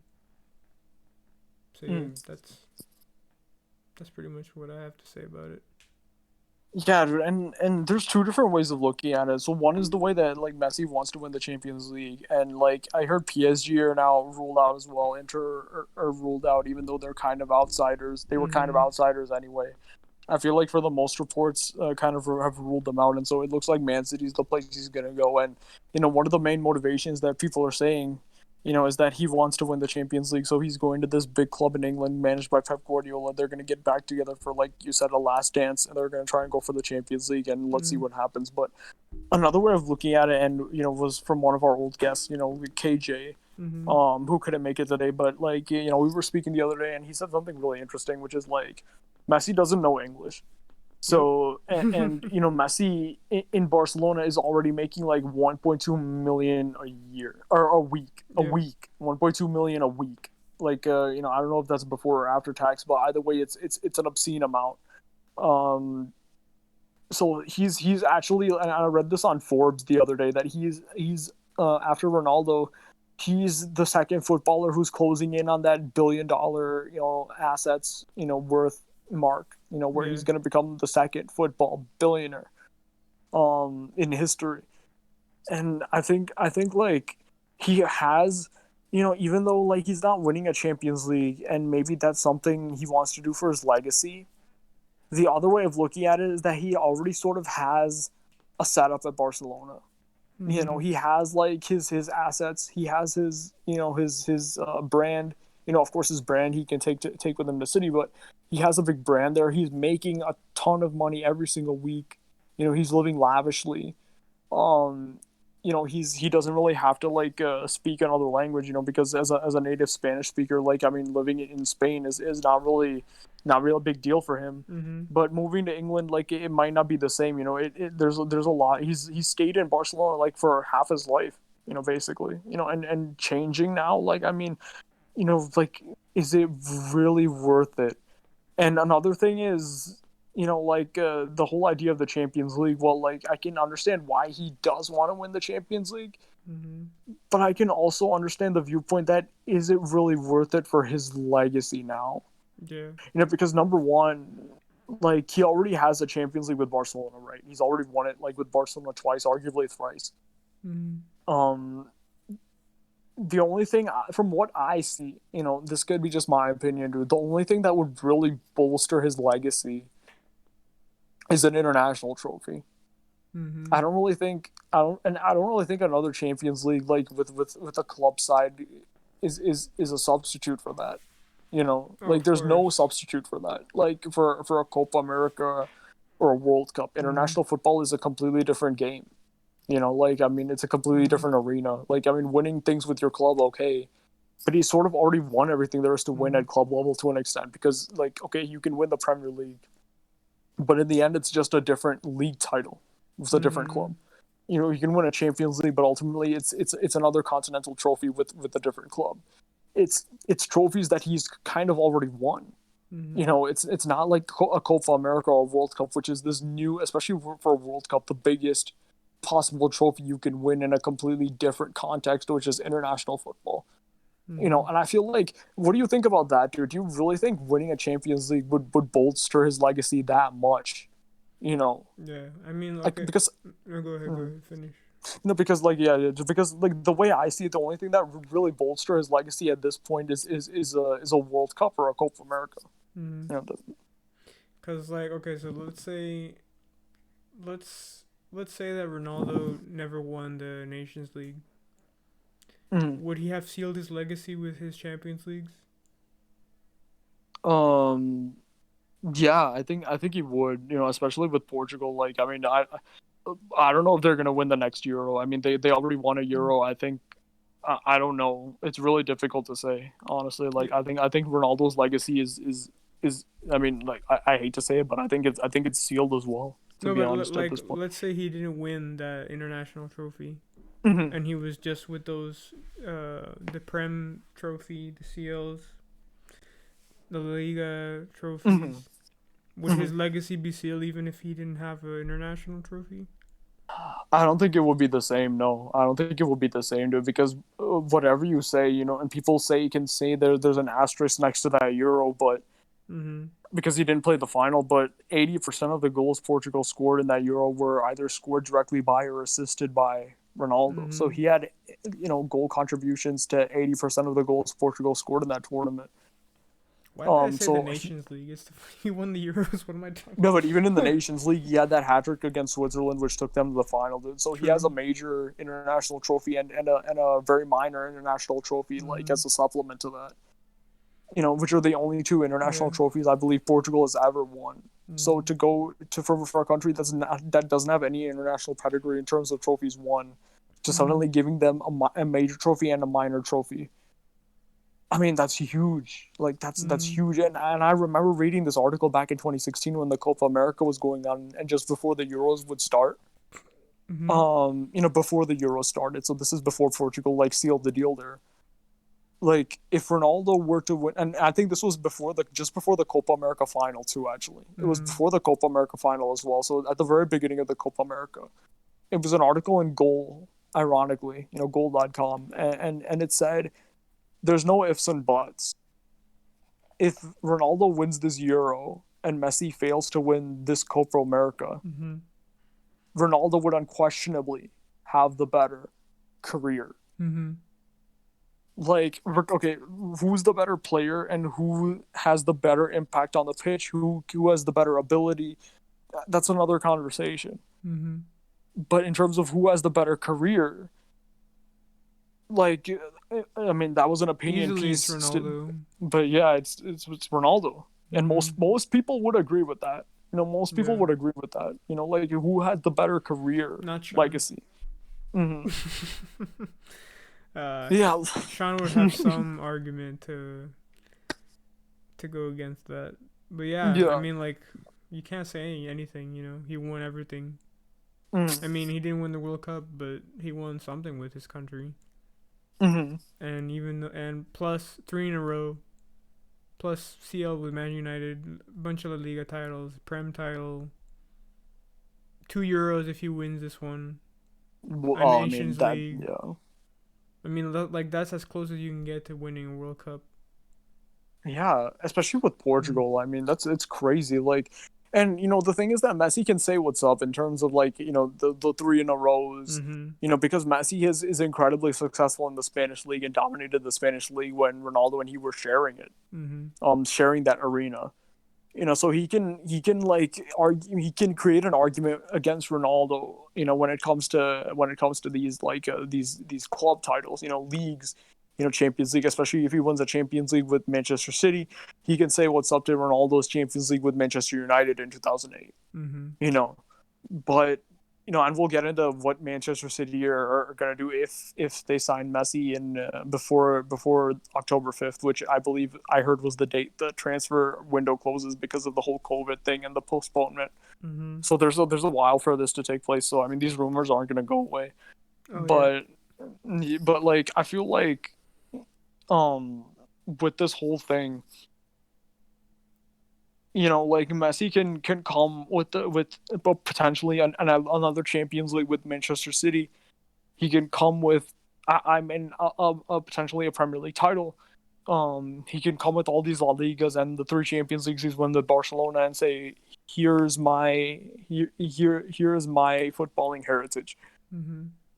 Ronaldo will then present his three-peat, his all this. I mean, and in the eyes of the casual, they're even in that arena. In the whole context of club football, they're pretty even because, I mean, the casuals don't care. Okay, three-peat, fine, but Messi won 2 trebles. He won a 2009 treble and he won the 2015 treble, so he has big arguments there, against Ronaldo. But the international thing, like, it's a huge deal. Like, those summer international tournaments are a big deal. Like, I mean, and I feel like Euros, World Cups, these things are remembered more than Champions Leagues. They're remembered more. You remember the World Cup more than you remember the Of Champions course. League, because it's held in a very brief window of time in the summer, when kids are out of school, and it's every 4 years. Every 4 years is a Euro, and every 4 years is a World Cup. And the World Cup is the biggest legacy maker in football. Yep. Mbappe's legacy is made now. Whatever he does now is kind of supplement. Andre Schürrle, Miroslav Klose. Like, I mean, you look at Miroslav Klose and Andre Schürrle, right? Like, would anybody even know who these people are if it Nope. wasn't for their World Cup performances? Because all they have is their World Cup performances. They don't really have anything else. Like, there's nothing outstanding in Miroslav Klose's career when you compare it to Lewandowski or Suarez. But because he's won the World Cup, and because, Schürrle as well, because he's won the World Cup. Like, Schürrle as a winger, right, attacking midfielder, I don't really remember technically what his position was, but, I mean, he's nowhere near, Nope. like a Ribery or Robin, even in legacy-wise. But people remember him. That's my point. Like, they don't remember him as a Of great course. player, but the fact that people know him and people remember him says a lot. And there's only one reason for that. It's because of the World Cup. Nobody would even, like, recognize his face if he wasn't in the German team during that. Yep. No one will It's a huge deal. No one will forget Götze. No one will forget the goal in the final. That's it. Like, Götze was the man who won them the World Cup after extra time, and like the same. He doesn't really have that much UCL pedigree. Or No, he doesn't. Yeah, and he doesn't have. I know, of course, he has league titles, but I'm sure people would assume when you hear Götze, you would just automatically think of that goal, Super Mario, in the final, and that's almost where Messi could have sealed his legacy right there. If he had scored all those the chances he had, or if that fraud Higuain scored some of the chances, then it would have been done. And that's, I mean, like, okay, so let's just hypothetically say that Messi wins the World Cup, but Ronaldo has those 2 Euros. Are they on the same level, or is Messi ahead of him? Messi would be ahead of him. Yeah, Messi would be ahead of him now, dude, because, like, the World Cup, like, can be when everything else is kind of on an even playing field. The World Cup is a trump card. So even if Messi's from the bigger country or whatever, if he has the World Cup against Ronaldo's Euro, like, I mean, that's ultimately the bigger trophy. It is the bigger trophy. And Portugal, like, you could say they have a good team now, so it's not totally impossible for Ronaldo to not win that. Yeah. So, like, I mean, I'd say Messi does win that, yeah, and that's the biggest way for him to get over Ronaldo career-wise. Forget ability and how good they are as players. Career-wise, that's the one way for him to get one over Ronaldo is if he wins the World Cup. Winning the Champions League doesn't do it for me, but what do you think? Yeah, I don't think so either. Even if he were to win, like, the 2 in a row with Man City, still, it's not. It wouldn't be on par with a Euro and a Nations League. And if somehow Portugal won another Euro, then yeah, for sure he would be left in the dust behind Ronaldo. But I don't think Messi has a chance in the next World Cup. No, I don't think neither does Ronaldo. That's the time to shine for the next generation. Mbappe, maybe Norway will get there. Holland could do something with them. Let's see. Sancho, England could do something with Sancho. Germany, they have their new generation: Gnabry, Sané, Havertz. But yeah, I mean, I could see him winning a Copa America somehow. I mean, Chile are not at their peak anymore. So I don't think they'll see us in the final. So yeah, they won't have to worry about us. Peru, not very exciting. I don't think they do anything. I think Brazil and Uruguay are their only. Brazil, Uruguay, and Colombia would be the only thing in their way. And maybe if whichever guest country they invite, I don't know who they would invite, but because what is it next? I guess it's gonna be next year, Copa America, if it's possible. But I think he has a chance to win that, and with that one Copa America, I guess they would be level again. And well, I don't know if you count the Nations League, that it would be 2-1. 2 international trophies against 1, but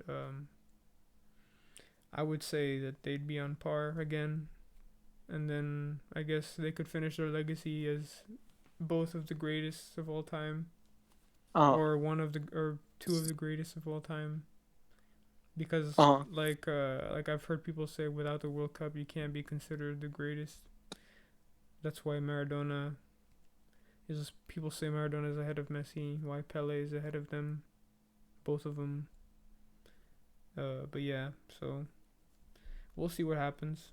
There's the Euros and there's the Copa America, so if somehow Ronaldo wins that, then his legacy is sealed for sure.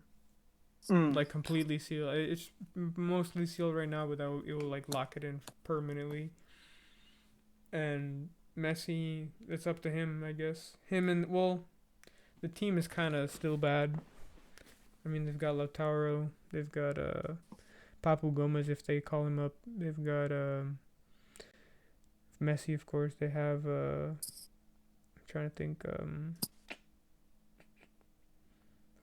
they have. I mean, their defense is not that good at all. They have. I don't even know if they'll still use Otamendi. They have Tagliafico. They have what's that other guy's name? Do they still use Garay? I don't even know if they use Garay. They should, but they don't. Yeah. Their goalkeepers are ass.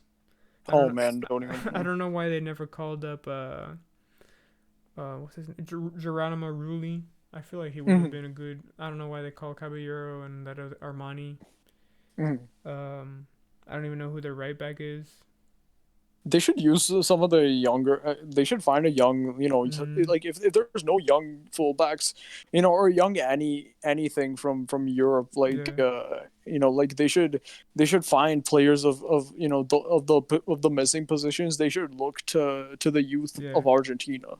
Somebody from Boca Juniors or something like get some young like midfielders or fullbacks from there if you're missing personnel and can't find it in European clubs. Yeah, they also have La Celso. But yeah, I mean, we'll see what happens because Brazil's squad is stacked as always. Colombia, they don't have. They have, let's see, Zapata. They still have James, Cuadrado. What's their trying to think, Yerry Mina. Forgot who played. Oh, Muriel. Plays for Atalanta. And then Uruguay, Suarez, Cavani if he still plays. I forgot the goalkeeper's name. Plays for Galatasaray. Jimenez, goalkeeper. Godin, they have a chance to, but. And then of course in the Euros there's France, stacked team. They have backups for their backups. France, Germany, and Portugal are on the same group, by the way. Oh, they are? Ooh. Yeah. Group A, I think. Honestly, I think Germany and France get through that. I don't think Portugal will be able to. Oh, but it's that stupid like top 3 rule to where like 3 teams advance. Yeah. And who else is in the group? I don't know the last team, but I mean they're dead meat. Like pretty much my opinion. Yeah, so I guess they'll. Now the question is who will get third. I would assume Portugal would get third, and then I guess it's between Germany and France to get first. But yeah, you never know. Portugal could get like some trash team in the round of 16, and then the quarters, and then the semis, and which is what happened last time. Exactly. Yep. Crazy. Somehow made it out of the World Cup group stages. Yeah, but the World Cup ultimately proved to be too difficult for them, as always. They don't have a good record in that competition, but they do have a good record in the Euros. since 2004. Basically, Yeah. they've gone pretty deep in this competition. Mm-hmm. But I feel like, dude, like they got that third place rule. Like, I mean, it helped Ronaldo and everything, dude. But like, I mean, I'm like that's one of the stupidest Yeah. things ever, dude. Like, Like imagine if that was in the World Cup. Like imagine three teams out of the group stage get into the World Cup. so then what you would have like 27 or 32 teams Yeah. in the oh man, like what a mess, dude. Like, Yeah, exactly.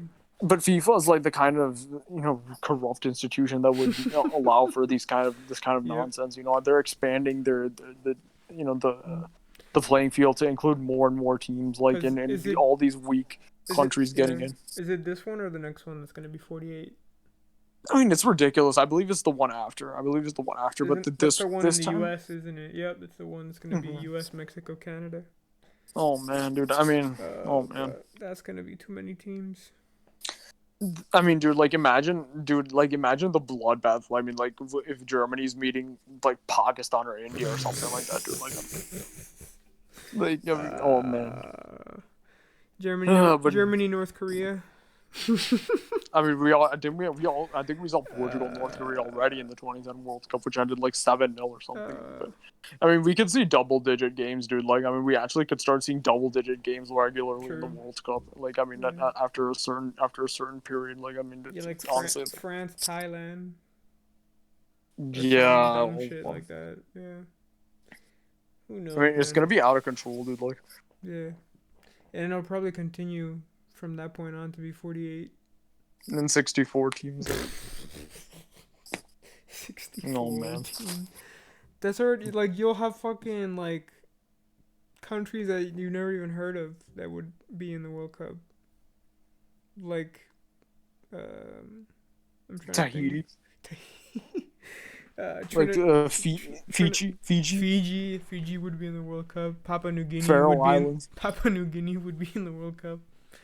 Trinidad and Tobago. Well, I don't know if they've been there, but they've been in the gold. What is it? The Gold Cup in CONCACAF or whatever. Like Burma, Yeah, Burma. Yeah, Laos, Laos. Oh man, and Vietnam. Vietnam. Yeah, China. North Korea would make it in there somehow. China would make it, dude. Like China, Pakistan, and India would Oh, definitely yeah. make it. Why aren't China in World Cups anymore? Are they just that trash at football? I mean, like, yeah, dude. Like, it's really hard, dude. But if they expand it to like 64 teams, like they probably would. India, Muntas people would be there. Okay, but like going Or- back to the whole Messi thing. Yeah. Let's go back to Yeah, that. Yeah, like got a little bit off topic. yeah. I mean, I feel like with the Messi, with the whole Messi situation, Mm-hmm. we talked a little bit about like what are the reasons he could potentially stay in Barcelona. Yep. But one of the reasons why and I think we should put a timestamp like right here, like for like because like I think like this is like for City fans, I think this is like where things would get interesting is that like, we talk about reasons he can go to Manchester City. Yep. And I feel like one other angle that you could come with is obviously Manchester City's a better team than Barcelona are right now. Yep. And while they've had their struggles, and they've definitely had a lot of struggles in the Champions League recently, barring the Liverpool defeat in 2018, barring that defeat, they've not really gone out by outright embarrassing scorelines. I know losing to Lyon as a because of the gap in quality and spending between the two teams it can be embarrassing, Mm-hmm. especially for Guardiola. I feel like that the blame for that really went on Pep. Oh, yeah, More for so sure. than any one player aside from maybe Sterling, who missed that gilt edge opportunity. But like I feel most of the blame went to Pep and a little bit as on Sterling, but none of the other players really got blamed that much for it. Yep. But like all the other losses, like against Spurs, you could say they were unlucky. Against Monaco, it was really close, like 6-all aggregate. Crazy two legs. It's not as embarrassing as the way Barcelona has gone out for sure. Like in the past 4 seasons. Okay, like in 2017 you had the 3-0 against Juve and then the shutout at Camp Nou. in 2018, like this is when you really started seeing Barcelona just collapse mentally. I don't know what is going on with this team because yep. you took a 4-1 lead to Roma and then just collapsed. I don't get it. Like I feel like that loss was on Valverde more than any other. Yes.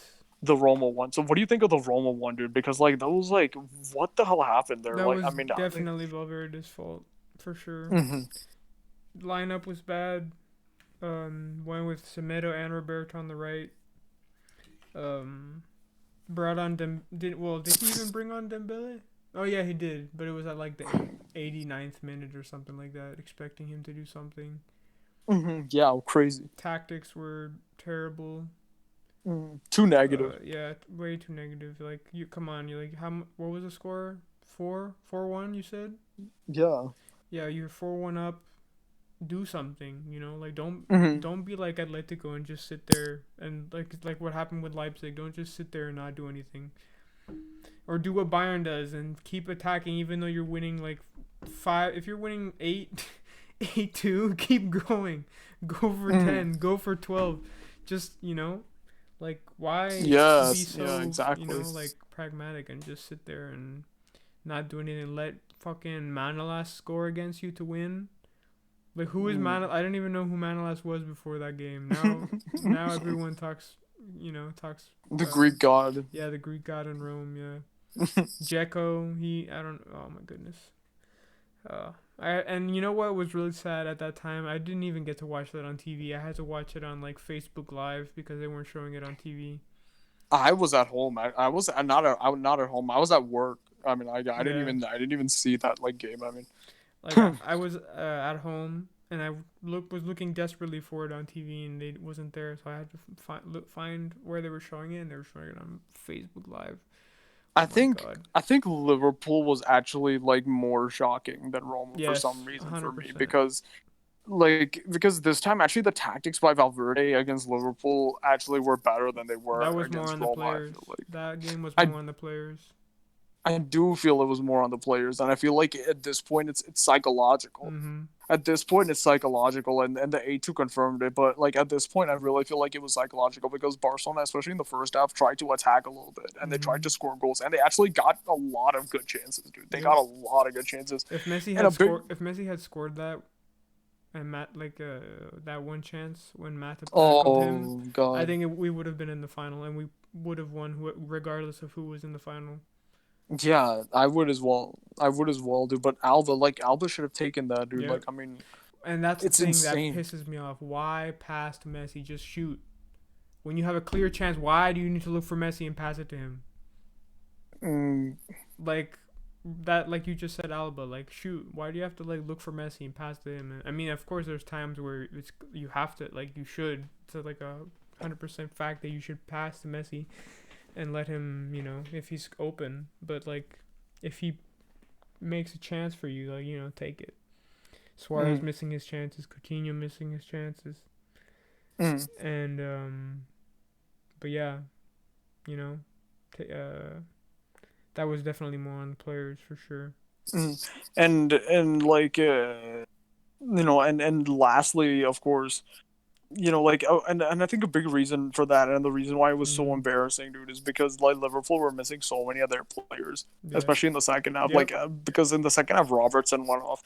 They were already going into that game without Salah, Firmino, Oxlade-Chamberlain, and Keita. We lost to Divock Anish. Yeah, Divock and Gomez Origi. Divock Origi. Oh man, dude, when I see that corner from Trent, oh my god, we were looking like we were like statues looking at the sky, looking around the stadium, you know, not even like we weren't in the game. Mentally there. Not even paying attention. They mentally checked out. Mentally checked out. Not even paying attention at all, and then that happened, and no. I think at that point I turned the TV off and I was just like. And there was insane foreshadowing, dude. There was insane foreshadowing because like the goalkeeping, like, you know, frailties of Ter Stegen when he the Wijnaldum, the shot on the ground that Wijnaldum took, not the header, the shot on the ground. Mm-hmm. Ter Stegen should have easily have stopped that. Yep. Like the Wijnaldum, the low shot by Wijnaldum, because it was like perfectly within reach of Ter Stegen's, I believe, is his left arm. Yep. His left hand, and of course the mentally switching off for the corner, but like that was amplified to the nth degree against Bayern Munich in the 8-2, dude. Because after the first goal, great. Okay, like I mean, like Bayern just showed why they're superior. Barca got back into the game like 2 minutes after that With an own goal, with the Alba own goal, dude. Like great run by Alba. Crossing, nice square ball into Suarez. Like Alba really didn't have any other choice but to like put his foot out there, and it went in. If he didn't do that, Suarez would have gotten a tap. Yeah, like we were playing well. Like yeah, we weren't like completely playing like ass, but we were doing pretty well for against this Bayern team. But yeah, continue. Yeah, like there were a lot of chances created. Messi hit the upright as well. But then after Bayern scored the second goal, which I believe it was Perisic. Yep. Like Barcelona again completely mentally checked out. Like I mean, and it was just like a bloodbath after that, dude. Like a bloodbath after that. Like I mean, and like I mean, just what the hell was this defending? And then in the second half, at the start of the second half, like you guys got back into the game again. Because like you scored a really, really good goal, like the Suarez goal. Like I mean, that was great. Messi to Alba, Alba scores it to Suarez. The great dribble, and then into the bottom right corner. So like great team goal and great individual skill by Suarez. So you got back into the game at 4-2. Mm-hmm. What the hell happened? Oh my god! How did it like it's 4-2, and then you concede 4 goals like unanswered after that, and it ends 8-2. Like really? Like oh god, dude, what the hell? Like and the thing is that like what the most shocking thing is? After 3-0 and then 4-0, losing by 6 goals seems just like it's unsurprising, dude, because it seems like it's like the next step. Yep. I mean, it just seems like the next step. Like, I mean, like that's the thing in Talk FCB, because shout out to him as well, because he said this too. Like, I'm not even surprised. Like, nobody was that surprised at the result. It could have been more. Like I said earlier, it could have been 12. Yeah, dude. Like, it could have been like double digit, dudes. It could have been double digits. Like, I mean, it's honestly insane. So. The one thing, like from Messi's like standpoint, in this is that like Man City obviously is a better team than Barcelona. Yep. Right, like I said. For sure. So, the thing is, a Champions League wouldn't improve his legacy as much as a World Cup. Yep. But the other way of looking at it is this: these humiliations, the 7-0 in 2013. The Juve loss, the Roma loss, the Liverpool embarrassment, and now this, like, are these not hurting his legacy as well? Oh yeah, all these things that are happening as well. Yeah. Yeah, like so. There's also like that viewpoint from it, which City can definitely take encouragement from. Like, maybe it's not just about winning the Champions League. It could also be being able to at least be competitive in the Champions League, right?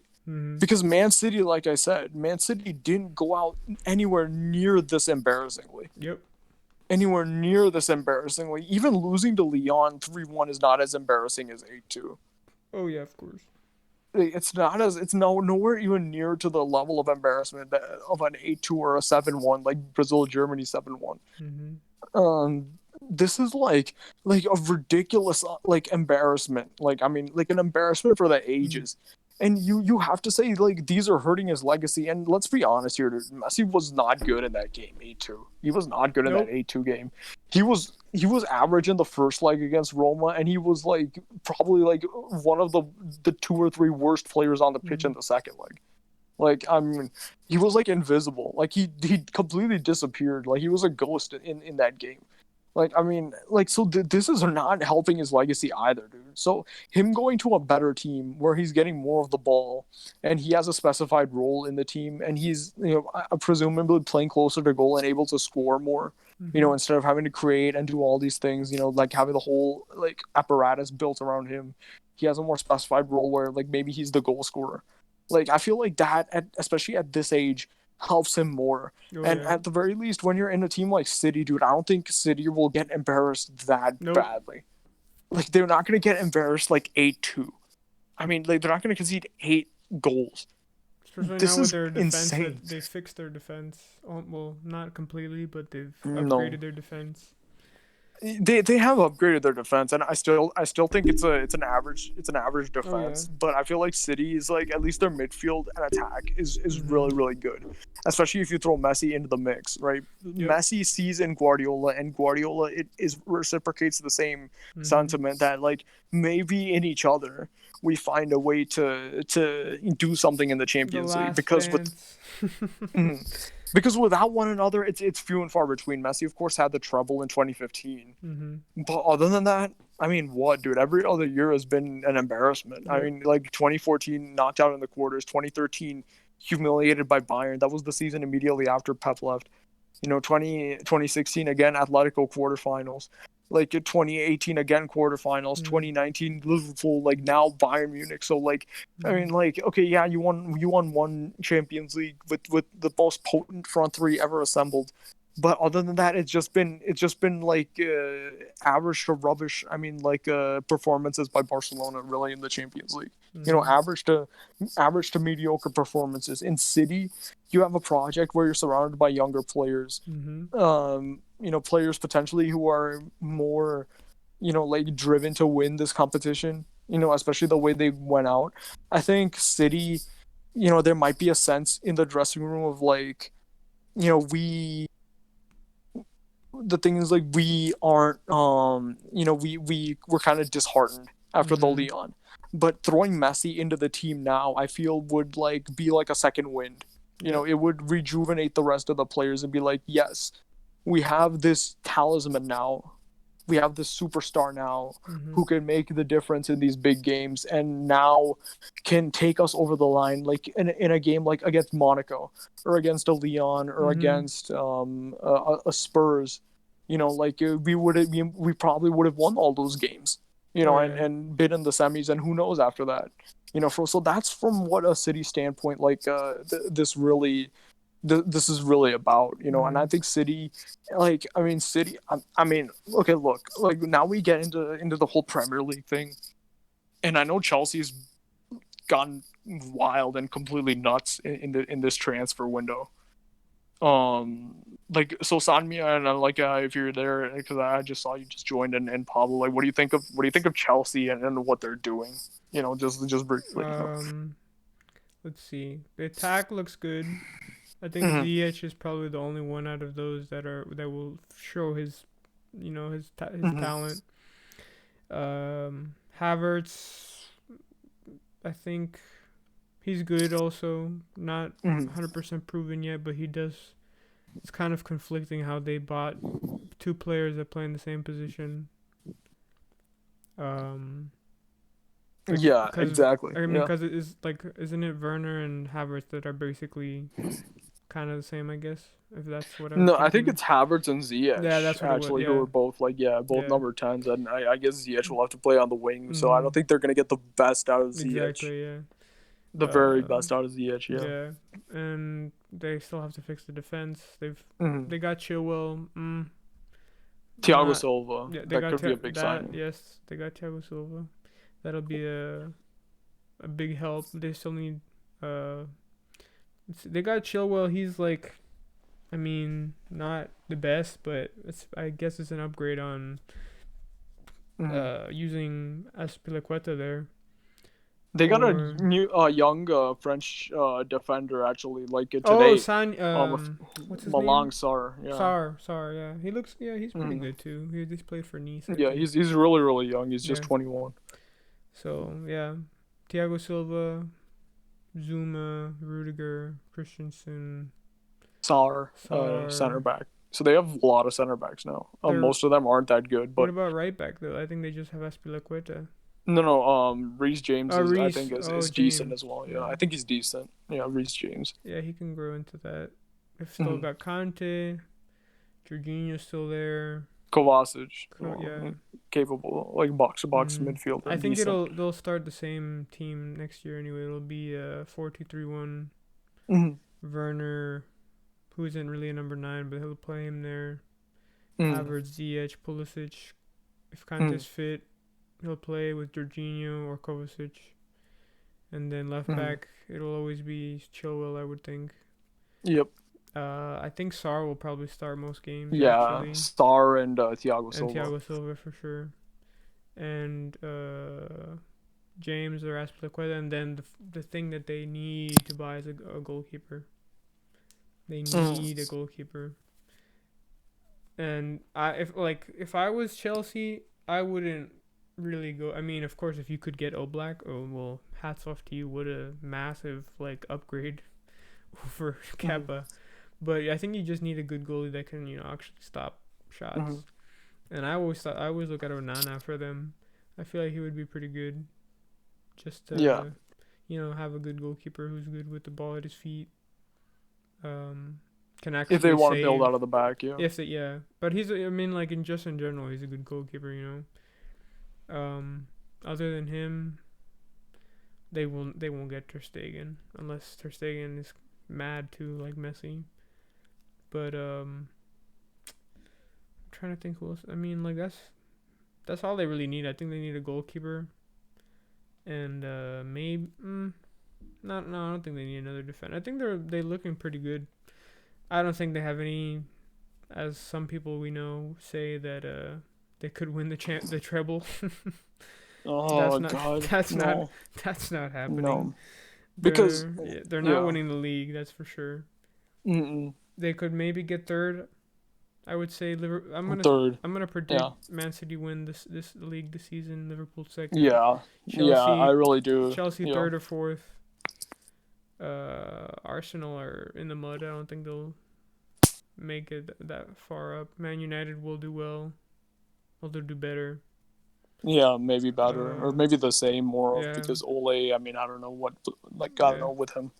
But the problem I feel like with Chelsea, and I want Sanmia to touch on this, dude. Like, you can't Lampard's gonna experiment, and I feel like Chelsea aren't gonna reach their potential because a lot of these players play in the same position. Like we talked about with Ziyech and Havertz. And playing Werner as a striker is not going to work, especially in the Premier League, because first of all, he's not a natural number 9, and for a Premier League where the teams sit deeper and are more physical, I mean, he's going to get kind of bullied, and he's not really going to be effective, and he's going to have to. And I think eventually, what's going to happen is that he's going to move into left inside forward.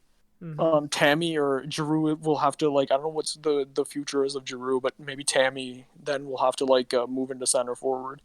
One of Havertz or Ziyech will take up the number 10 position, and I think Pulisic is actually, I'm predicting, is going to become indispensable because he has an advantage over these youngsters coming in now because he already has been there for a year, so he knows Lampard's setup and he's playing really good. So I think he's going to stake a claim to start on the right wing maybe. Mm-hmm. And then you're going to have one of Ziyech or Havertz in the center, and then Tammy in striker. But what do you think, Sanmia? Because I don't think Werner is going to end up as a center back or a center forward. I think he's gonna become more of an inside forward because he's not really effective in that position. Yeah, Timo Werner's best position is either the second striker. Well, it is the second striker, but he could still play as a left inside forward. But it really depends on how Frank Lampard uses him. If he still needs coaching in order to be a good left inside forward because he's played majority of his games as a second striker. So it will be very interesting how Lampard uses Timo Werner. But if I'm Chelsea, I would definitely focus on buying a goalkeeper first. I feel like Kai Havertz should be the second priority, but the first priority should be third priority. First priority should be getting a goalie, then getting a good defender. Then you should spend that 80 to 100 million on Kai Havertz. But I think the defense and goalkeeper need to be addressed first. in order for him to realistically challenge for the Premier League. Yeah.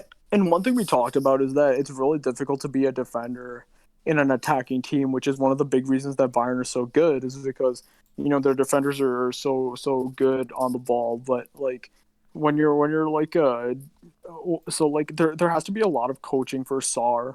I feel Thiago Silva's experience, so he'll be okay, but for Sarr, Reece James, and Chilwell especially, they're from teams. They originate in setups that aren't as proactive as perhaps what Lampard wants to play. So I feel like there's gonna have to be some coaching there on how to hold that high line, how to set the offside trap.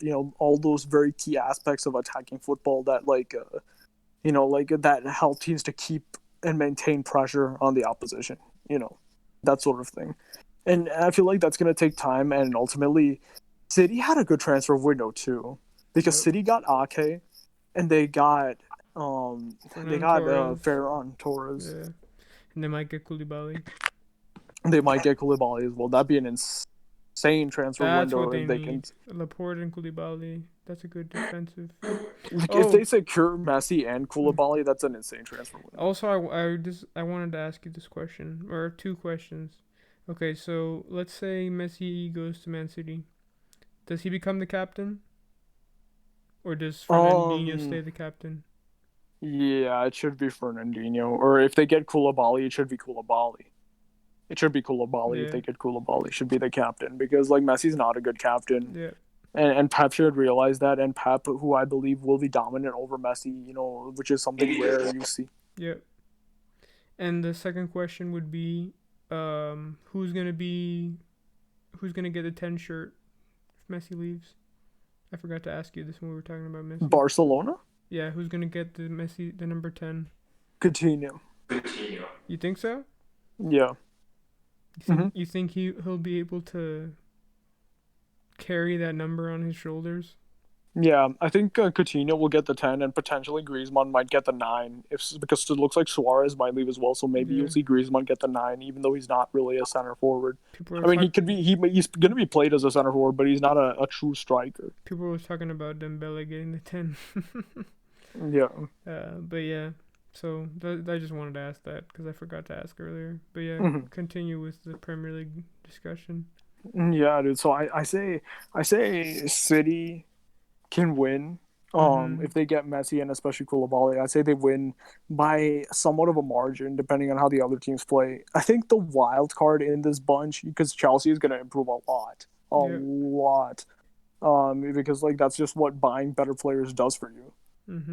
I feel the real question marks lie with regards to Liverpool, because like, how do you guys think Liverpool will return to their 18-19 form? Nope. What do you think is going to happen with Liverpool? I do not think they will. If Liverpool play at their best, they can challenge for the Premier League, even if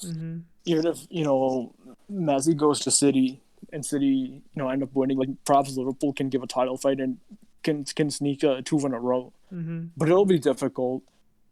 The thing is, like, the only harder break. Sorry, I continue. No, but because the problem is, like, Liverpool didn't look good after the restart. Yep. Like, they really didn't look, and they legitimately wanted to finish with 100+ points. But of course they failed to reach this objective, narrowly. But their form was not good. Like, I mean, they lost 4-0 to City. I mean, they lost to Arsenal. I mean, like, they weren't convincing in any of the games they won either. So, like, I mean, I think they drew 1-1 with one of those smaller teams as well. I mean, they weren't really they weren't really looking that good. I mean, so, like, I don't really know what to make of them. And I think that's why this Saturday's game is going to be key against Arsenal, because it's a rematch. So we'll kind of see where Liverpool are at right now. It'll be interesting. To see how I mean, it's like, I know it's the Community Shield and I'm sure Klopp would care about the game, but if they lose, it's like, would it really matter for him or for the team? I'm sure for Arsenal it would matter because they finally won something, but I don't know, it's tough to say. Yeah, it is. They did lose the last Community Shield and went on to win the league by a huge margin. Yeah. I mean, we'll see what happens tomorrow. We might do a review if it's interesting enough Yeah, a game. crazy game. Yeah. Yeah. So, anything else you want to talk about before we I definitely think we touched on everything. You know, Samia, any last thoughts on Bayern or on the Premier League or anything? Any thoughts on Bayern or the Premier League before we close out today?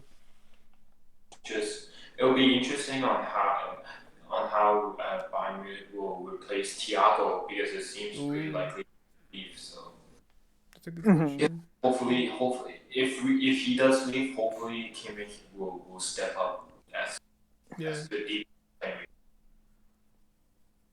I mean, he looked good over there in when right after the restart when he played in a double pivot there with Goretzka. But he doesn't have that. He doesn't have the flair Thiago has, and he cannot dribble as well as Thiago. I think that's something missing. But yeah, Kimmich offers a different dimension compared to Thiago. You know, I always suggested like Brandt could be an interesting prospect to look into for Bayern down the road. Yeah. But he's in Dortmund now. So. Yeah, but there's some good midfielders in Bundesliga that Bayern are gonna buy Haaland, so it'll be a Lewandowski replacement. It would be nice, right, Sanmia? Yeah, but I think he will want to go back to UK. Yeah, he'll probably go to the Prem, play for Man United. Yeah. Or somehow Real Madrid buy Haaland and Mbappe. No, I think Madrid are getting on because his dad is a big Madrid fan, actually. That's true. If you guys get Mbappe and Haaland, man, oof, that's too much. But I don't know if Zidane will still be there if that happens. But yeah, we'll see. But yeah, so that's all we got. Any final thoughts before we end? I think yeah, just on the last word on the Thiago thing, I think Thiago is a really good signing for Liverpool and can change the way that their midfield plays and add some creativity through the middle finally, you know, which they've been lacking the past year.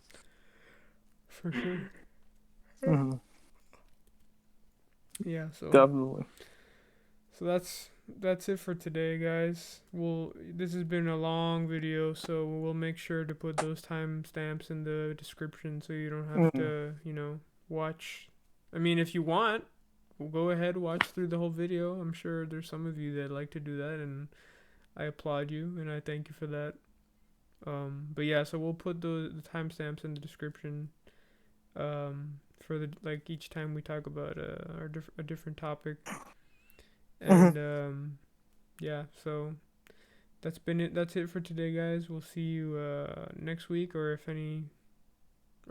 maybe after tomorrow. We'll see what happens. But yeah, so we'll see you next time, and bye. Yeah, bye.